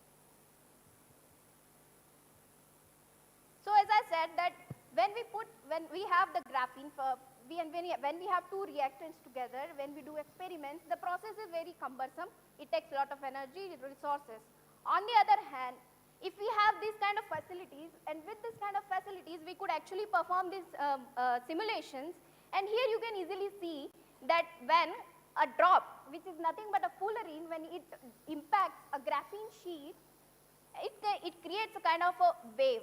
It's nothing but a bunch of electron density, a molecule with a electron density of its own. It's falling on, on a sheet which is having the electron density of its own. So the moment it interacts, it creates a kind of a wave. So to give you a simple example, I think so many of you must have played that game, when we go to our hometowns and all. So we have this still water, small ponds, and we try to, throw stones in that. What it does? It creates a wave, right? So in the similar way, when we put that, when the fullerene, it impacts the graphene sheet, it creates a kind of a perturbation. It creates a wave. So all these things we can do with the help of computer-aided simulations.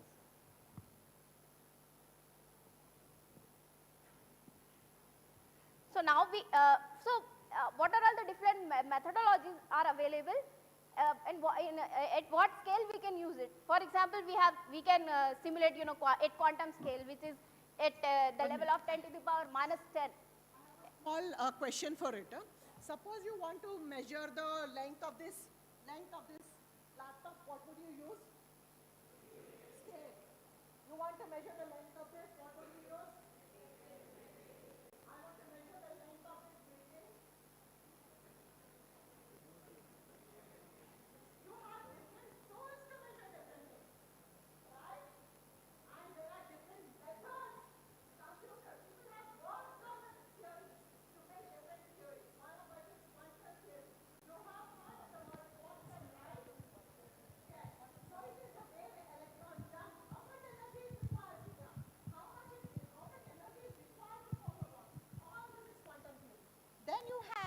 other kind of methods, which will just tell like what Newton did, right? You have two balls and you have a spring between them. You will move it. How much energy is needed to break that spring? There are different methods to define and explain different things happening. Similarly, here also you need different methods to explain different phenomena, right? Okay, you see the auroras, small electron coming and impacting the gases around that, right? It's giving a huge wave of colors. What is happening? At the small level, you need a different theory. At a bigger level, you need a different theory, a different set of equations to describe them. They are like, for example, at the electronic level, you need quantum mechanics. And at the atom level, how two atoms interact, you will need, for example, people are trying to understand how our transporter system works, how the transporters work in our brain, right? These all will require different kind of methods. So there are different kind of methods, and Krati will explain how they will work in together. It's always a teamwork, right? It's a teamwork here.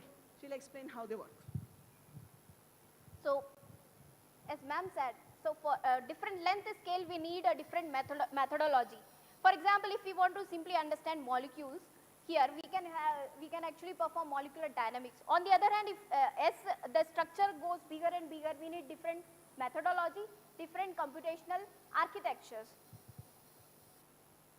But now the question is it possible to have a methodology to club all this together in a single approach? So that is what we term as multi-scale modeling. So what it will do is, instead of using different methods for different scales, we can simply take a single multi-scale approach and we can do all these different kind of simulations. So in the similar direction, and here is the Nobel Prize in 2013. So for developing an interface, for developing a multi-scale simulation, these three scientists have got the Nobel Prize in Chemistry for 2013. They have told how to run a relay race well. That's what it is. Transforming relay race, you hand over the baton, right? You do calculations, you understand how the electrons work, and you transport that understanding to a next level, and you say that these two atoms have a force constant, have this much tight spring with each other. They are tied with this much.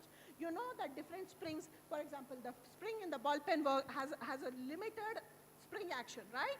But some other springs have a bigger spring action, bigger action. So how different atoms are connected, how to transfer this information is what they have built, and it has done amazing things in the area of something called as computational chemistry. It is a way where you actually do chemistry with computers. So I hope with all these examples now you have got a perspective that with which you will be able to understand that yes, in the near future it is possible to actually take a leap, and then you can actually go from a possibility to a realization, and yes, we can actually remove the Bunsen burner with our computer-aided simulations. And few examples which we have done in our lab, where we have actually performed the simulations and where experiments could have been reduced. That's what Pragya will go ahead with. Hello. Am I audible to all of you? Yeah. So to start with, to be more specific, I will start with a topic which is very familiar with all of you, I guess. That is corrosion. So before I start, I would like to have answer from you all that what do you mean by corrosion? Any one of you? Just raise your hand or you can answer. Anyone? What do you mean by process of corrosion?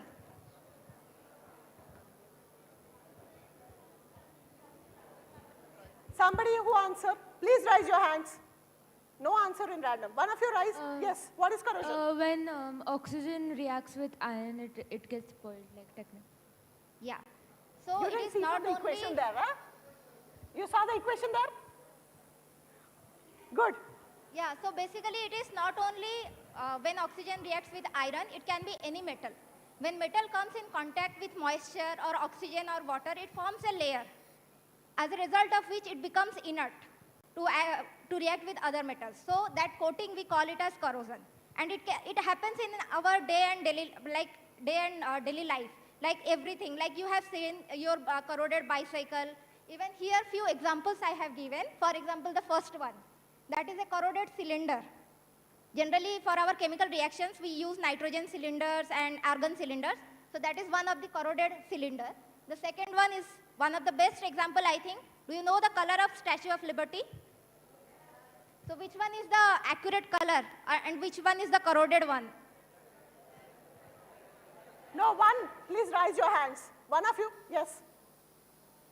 Yes, yes. Left one is the accurate one, non-corroded, and the blue one is the corroded one. And you know which metal Statue of Liberty is made of? Okay, nice, good. Actually, it is the corroded copper, that is green in color, and the reaction I have already shown there, that is when copper reacts with water and oxygen, it forms this copper oxide and copper carbonate, which gives it the green color. And the next example is when means this ship and anchor comes in contact with water, how corrosion takes place. But why we need to study corrosion? Because in industrialization also, and in big industries, and for the transport of gases and everything, pipes, and we have a very beautifully arranged pipelines throughout the India. And depending upon the humidity and the condition of India, it gets corroded over time. And so we need to protect, because already Gopinath sir has talked about the sustainability. And we know we have a lot of materials and metals which is available in earth, but there is a very nice quote that there are enough of resources to meet the need, but not the greed. So we need to use it sustainability. Means sustainable use of these metals has to be there a period of time in order to make it available to the next generations. And because of that, we are working on this issue, that is corrosion. So in short, earth is not a G-bomba that you keep on taking out a lot of iron from it, right? You take out iron, you have to keep it, you have to maintain it. It has to be reused, which is why protecting corrosion is very important. So to start with, the main means one of the problem which we are tackling is this bridge. Can anyone say which bridge is this? This is in India only. I have given a hint, it is in Tamil Nadu. Yes. What is the name of the bridge? Pamban Bridge. Okay. Yeah, very nice. So actually this bridge gets coated because it is present in water. So it needs to be coated over time, like every 10 years or 8 years it is coated. And we know there are different procedures for the inhibiting corrosion. And one of that, it is there in your textbooks, I think, like for example, electroplating is there, even different color coatings we give, oil plating is there. But do you know how it works? What is the procedure, fundamentals behind these coatings? So one such method we have tried to understand, that is these corrosion inhibitors, how they act, how they anchor to the metal surface, and how they inhibit this process of corrosion. In this case, for example, we have modeled, these are copper surfaces where we have taken molecules. Actually, when we are coating these surfaces, metal surfaces with colors or they have molecules in that. These molecules interact or adsorb on the surface, like they anchor to the surface. As a result of which, when water or these gases come in contact with surface, they are not allowed to interact because they form a coating over this surface and they are inert to these gases. So when I am sitting here and I am inert, I am not going to interact with the incoming corrosive molecules like nitrogen oxide or may it be water or oxygen. So obviously the metal will be saved. This is the way. So the most important thing in this is the anchoring of these molecules. The molecule shown in this picture is phthalocyanine. It is an organic moiety. It has heteroatoms like nitrogens. It can be functionalized also with different moieties. The most important role is played by this nitrogen because the nitrogen here anchors to the metal surface. As a result of which it forms very strong bond with this copper surface and it doesn't allow it to interact with the incoming gases like oxygen or water. This is one of the surface and here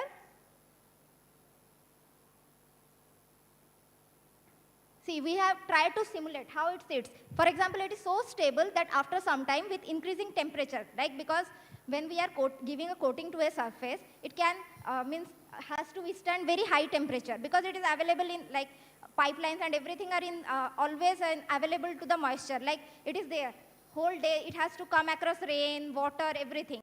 So it has to withstand that high temperature and pressure also. So we are understanding whether the molecule is sitting on that surface in that high temperature and pressure region also. For that we have done different AIMD simulations. Like in experiment when you do, like you coat and you give it a trial period. Without doing that trial period, if we already in simulated form, if we check whether the molecule is anchoring nicely or not, we will decrease the human labor period. Like instead of taking that molecule, I can directly help you. No, don't take that molecule. This molecule acts better. You can just start with this experiment so that it will save your time. Similarly, going to the next section, that is one section we talked about the sustainability. The second section is the clean energy. Someone asked about the C1 chemistry, and Gopinath sir already answered it. C1 means it is like methane, carbon dioxide, carbon monoxide. So to start with, all these stones I think all of you have came across when you go for trekking or to the hilly areas, these beautiful stones. Can anyone tell me, the topic I have written is zeolites. So anyone has the idea about zeolites? What are zeolites? It is there in class 11th and 12th. Aluminosilicates, clay. Any one of you? No one? You have seen stones like this, right? You have seen stones like this, right? Crystalline, they shine, right? They shine, so they are crystalline. You have seen talcum powder? Talcum, have you seen what is the constitution of talcum powder? It is clay. So these are similar kind of materials, that is zeolites. It is nothing but the aluminosilicates. This you must have come ahead, aluminosilicates. I think so. Anyone? No one? So basically this is a class of compound which is available naturally. You know, you don't have to synthesize it. These are zeolites. Okay? And this can be used in different applications in our day-to-day life. To start with the most important application, that is energy. Already Gopinath sir has talked about, like we are now moving from non-renewable sources of energy to renewable sources of energy. So in renewable source of energy, one is green hydrogen. But the hydrogen generally which we get after the steam reforming reaction. You know steam reforming reaction at least, I feel. What is steam reforming? Steam? Reforming? Connect both of them. What is reforming? Explain. What is steam? In steam reforming process, actually methane reacts with oxygen to form CO plus H2, which undergoes again water gas shift reaction to form carbon dioxide plus hydrogen. So the hydrogen which we get in this procedure is considered to be gray hydrogen, not green, because it comes with carbon dioxide. For example, for every 1 gram of H2, we get 8 grams of CO2. Like ek ke saath ek free, we call it. So it cannot be used, implemented as a green source of energy because it is already having CO2. And already because of global warming and other things, we don't need CO2 that much. We need to store and convert CO2 to other value-added products. So for storing CO2 and separating CO2 out of H2, from H2, we need some framework, like some materials. And we work, and before synthesizing and using it, we need to understand the fundamentals which is involved in that material, that why it will separate CO2 from H2. And for this particular use, we are using zeolite because it is easily available, it is easily synthesizable. In some cases, no need to synthesize also, just you have to play with the framework. But we need to understand why CO2 will go to this framework. And it's actually this whole story started with COVID. Because during COVID, we had shortage of oxygen cylinders. So we thought that why we are purchasing oxygen cylinders, rather than that we could make our own cylinders in order to supply. And to start with, NCL took a very responsibility and started understanding the framework, how oxygen cylinders, because for getting oxygen cylinders, the easiest way to harvest oxygen is from air. But in air, it comes with a mixture of gases like N2, CO2 and other. So we need to separate out oxygen from other gases. And so we need to selectively adsorb other gases and give out oxygen. That we don't love oxygen, let us give oxygen. In that case, we thought of zeolite. And we need to adsorb a nitrogen. And then with time, we thought if it is able to adsorb nitrogen, why not we try for this green hydrogen? Like we will adsorb carbon dioxide out of hydrogen and we can have a very nice green source of energy. And to work towards that, we took lithium zeolites, means we synthesize different types of zeolite, but again there are different metals or elements, like 118 elements are there. Can we use all of them for zeolite framework? No. So before using so much of human labor, getting chemicals, buying it and synthesizing it, let us understand which metals can be the most suitable framework as an extra framework cation within this zeolite framework. So this zeolite framework is made of different like pores. For example, see, this is a zeolite framework. It consists of a pore inside which the metal atom sits, and we call it extra framework cation. And this extra framework cation can be lithium, magnesium, calcium, sodium, potassium. Generally, the one which is available in market is sodium or potassium. So we thought of replacing that sodium, potassium, lithium with something which is very cheaper and economical, like zinc or calcium. And already in NCL, they have synthesized calcium and zinc zeolite for this purpose, for the separation of gases.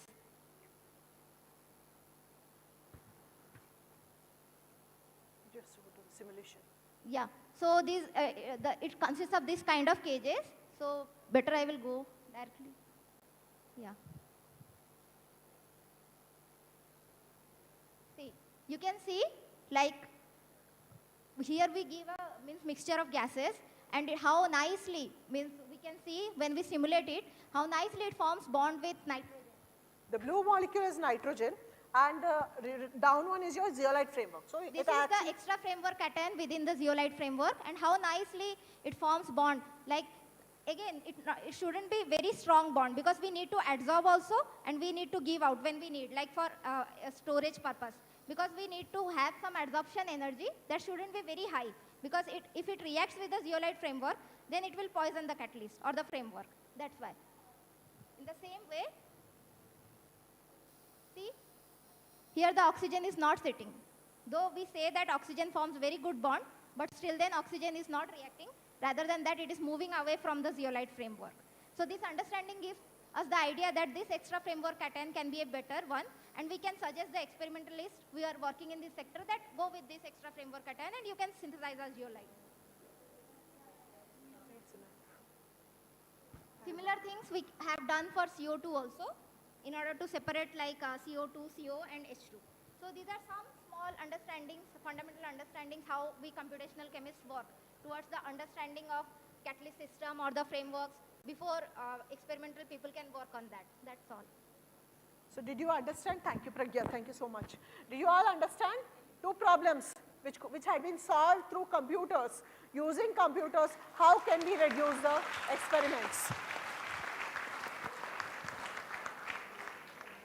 So finally, lastly, we have a small comment on how everything is connected to atom. The take-home message, how everything is connected to atom, and how the Asha, she is an RMIT Melbourne student. She will explain some concepts on atoms and how computers can help. Hi everyone, I hope I'm audible. Thank you, Pragya. Thank you, ma'am. My name is Asha Kiran. I have also worked on similar topics, but until and unless it comes to us, a lot of us actually don't feel like the importance of what we have been doing. Some one of you must be at the back of your mind, must be thinking, "Arey, ye kya karuga? Mere ko kya fayda? Corrosion se mere ko kya hota?" Someone must be thinking that, which is why I want to come to this topic where we'll be dealing with computers, where we try to understand a human body. Let's say when I'm hungry and I want to go to the canteen to eat food, what do I need? What do I need? Anyone? Please, can you please speak a bit louder? Just now you all had samosa, na? Samosa? I'm hungry. I want to go to the canteen and eat food. What do I need? Louder? Don't I need money? So I need money to get food from the canteen. Now, if I have my hands and I want to move my muscles, what do I need to do this? Energy. Do you know what is the currency for energy in our human body? What is the full form of ATP? Oh, very good. So what we are going to do is ATP, which is just a molecule, we want to use ATP and understand how the muscles move. At the end of the day, it's just a molecule which transfers an electron, and that is how your muscle reflex is moving. Again, you will say, my muscle is moving, why do I need to learn anything more with computers?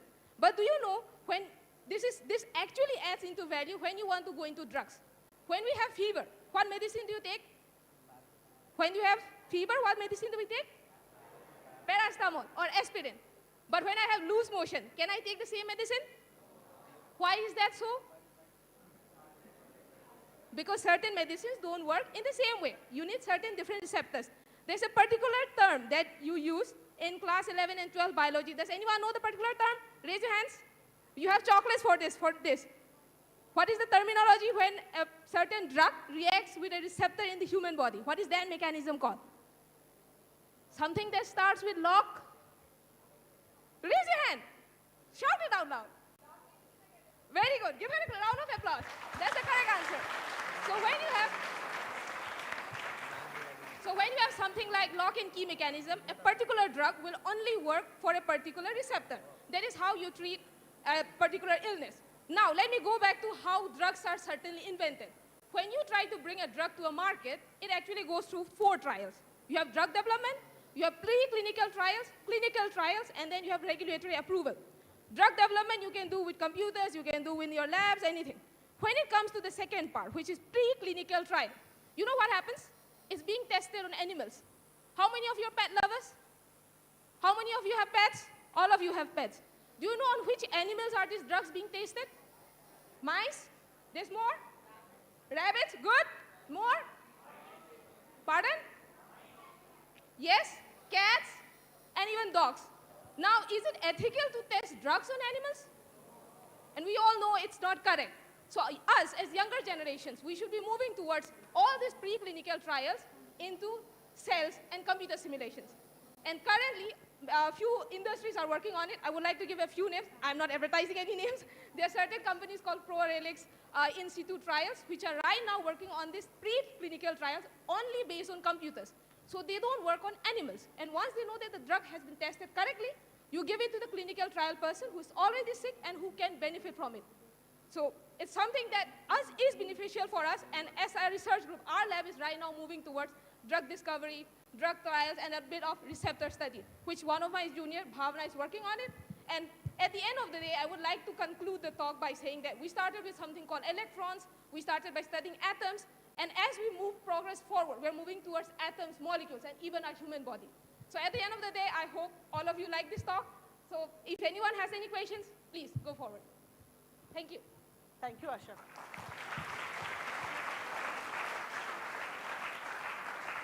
So, you understand what made the difference to us, right? And with this talk, I want to answer one question which was asked. Is it possible? We scientists have no choice. We make it possible. It requires hard work, it requires dedication, it requires passion, it requires energy. With this small talk, thank you. With this small talk, I invite each one of you to discover the science. Science is a part of our everyday life. Just like art, just like you do a drawing, science is a part of life. Come on, join the scientific empowerment, scientific knowledge, and part of science. Thank you, all of you.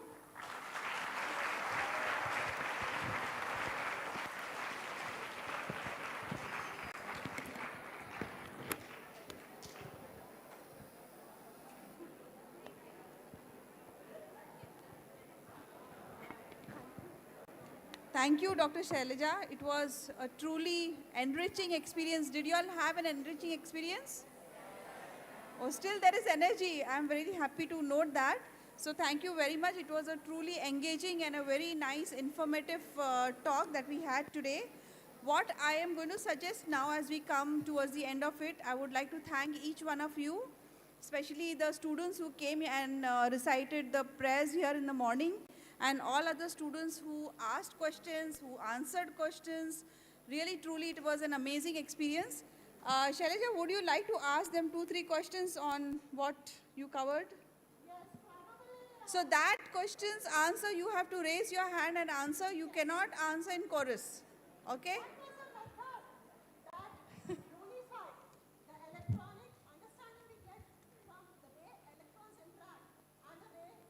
Atoms interact.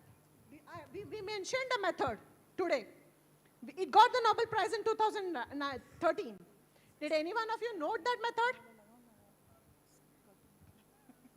What was the method that unified different theories? Yes. Yes. Multi-scale modeling. Super. That was what it is about. And please remember, this multi-scale modeling is going to change the future. Okay. Yeah. Was good. Second one. Can you come here? Come, yeah. Was good, huh?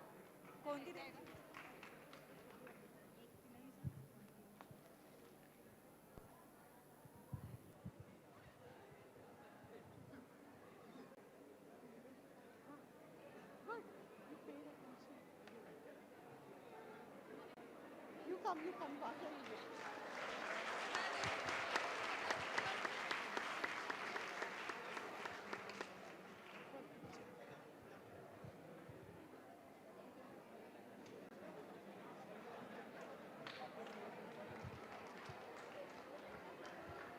Thank you. Thank you. Enough. Can I have a second question? I think it was already answered, but what are the molecules that cause corrosion? I don't need only one molecule. You have to think, because you know that your RNA rusts, right? Your bicycle rusts. I want to know in what? Yeah, come on. Okay, which one? Okay, come on. I'll take you the next question because I took 2-3 questions from you. Yeah. No, what molecules corrode copper? Water, okay, and I need one more molecule.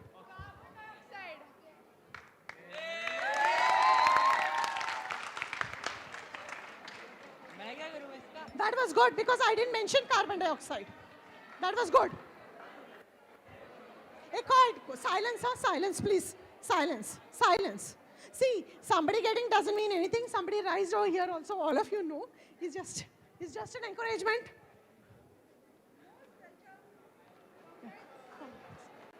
Third.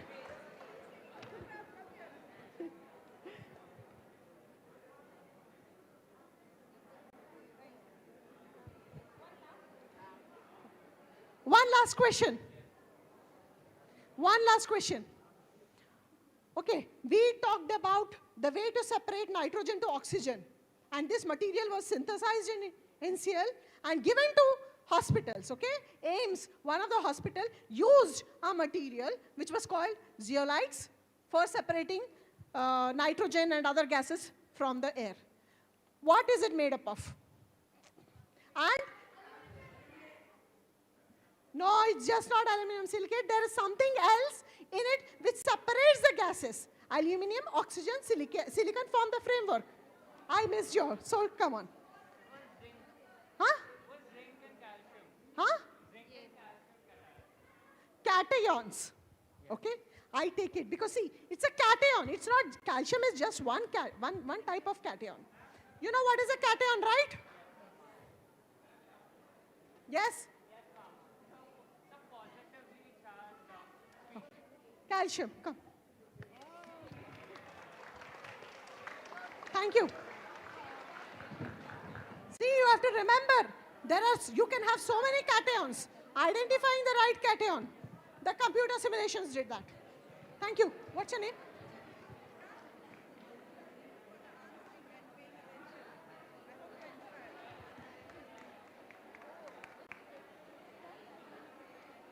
I had a doubt about computation. You can come out. Thank you so much. I hope you all enjoyed, and I hope some of you will take science. I would call those 3 students. I have got these 3 chocolates to give them. Yeah. So please call them now. Krati, Dr. Krati. Should we give them separately or what? Give them here. Dr. Krati, Dr. Pragya, and Asha. Shailaja students did a very good job, so a big hand to them. You know, my students are younger than me, so I thought they'll reach out much better to you all than I do. So actually we were not prepared, but yeah, your bigger chocolate is due on us. Okay?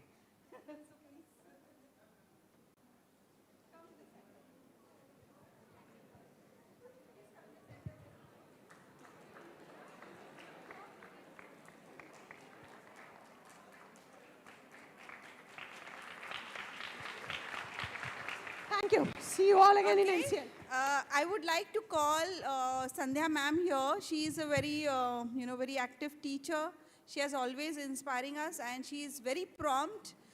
She and I have usually our communications on WhatsApp, so we don't email each other anymore. So I would like to call Sandhya ma'am and thank her. Over the years, she has been really very helpful and really very, very supportive, for our NCL programs. Ma'am, please come.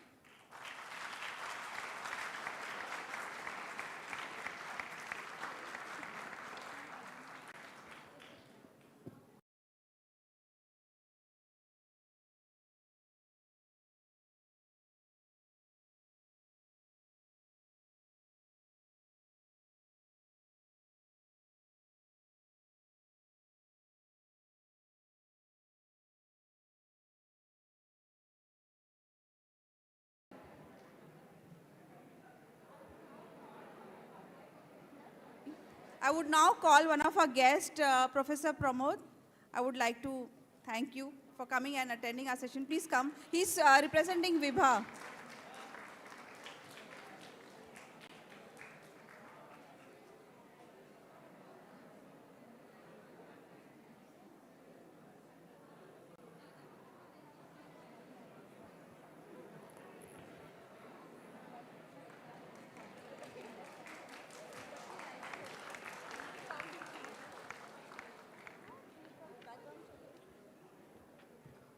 Hi everyone.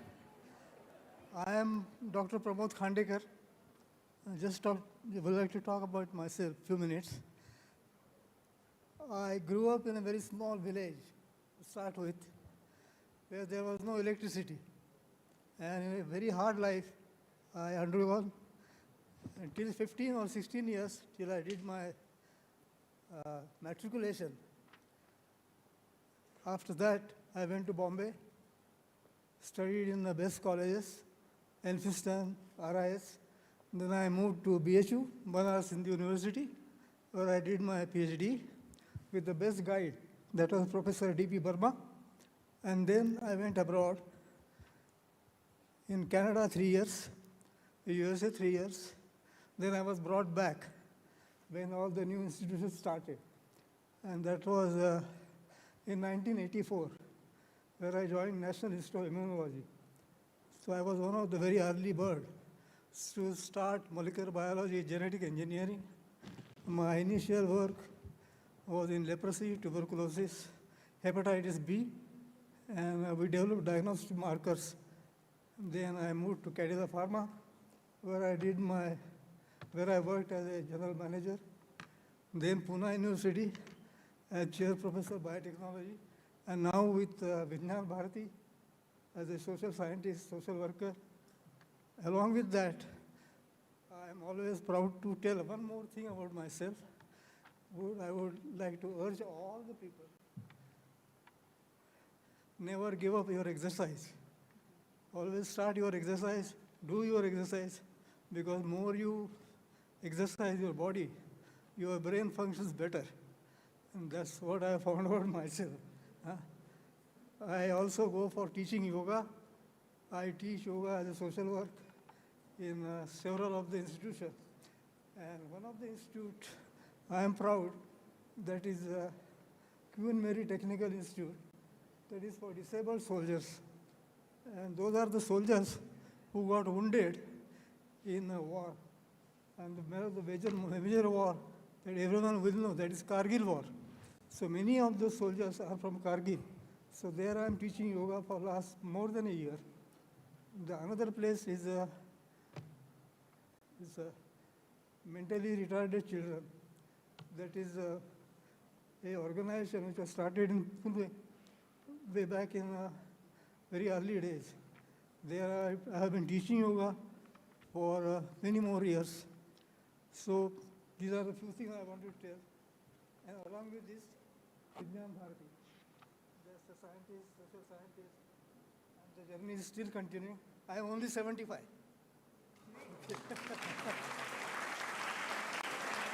Okay. That's all right. Thank you, thank you.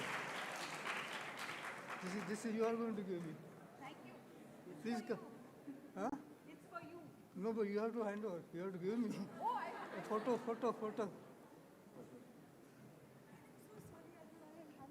You did? Come, yeah, I did.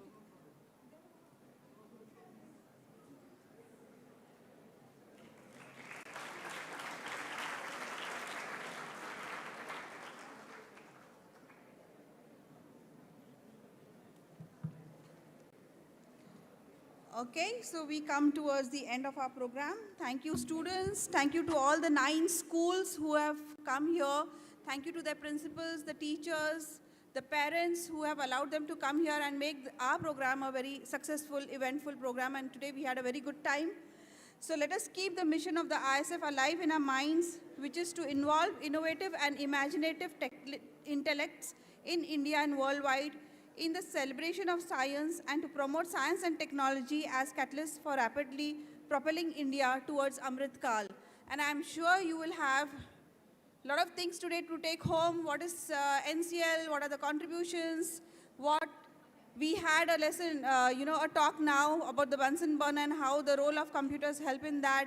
We also had a very enriching experience, and we know what are the activities in the IISF today. So we go home with a lot of values, lot of thoughts, lot of ideas, and we leave a very good legacy of science temperament in our minds. So thank you for that. And now I would like you all to stand in your seats. We will take one photograph here for all of us, okay?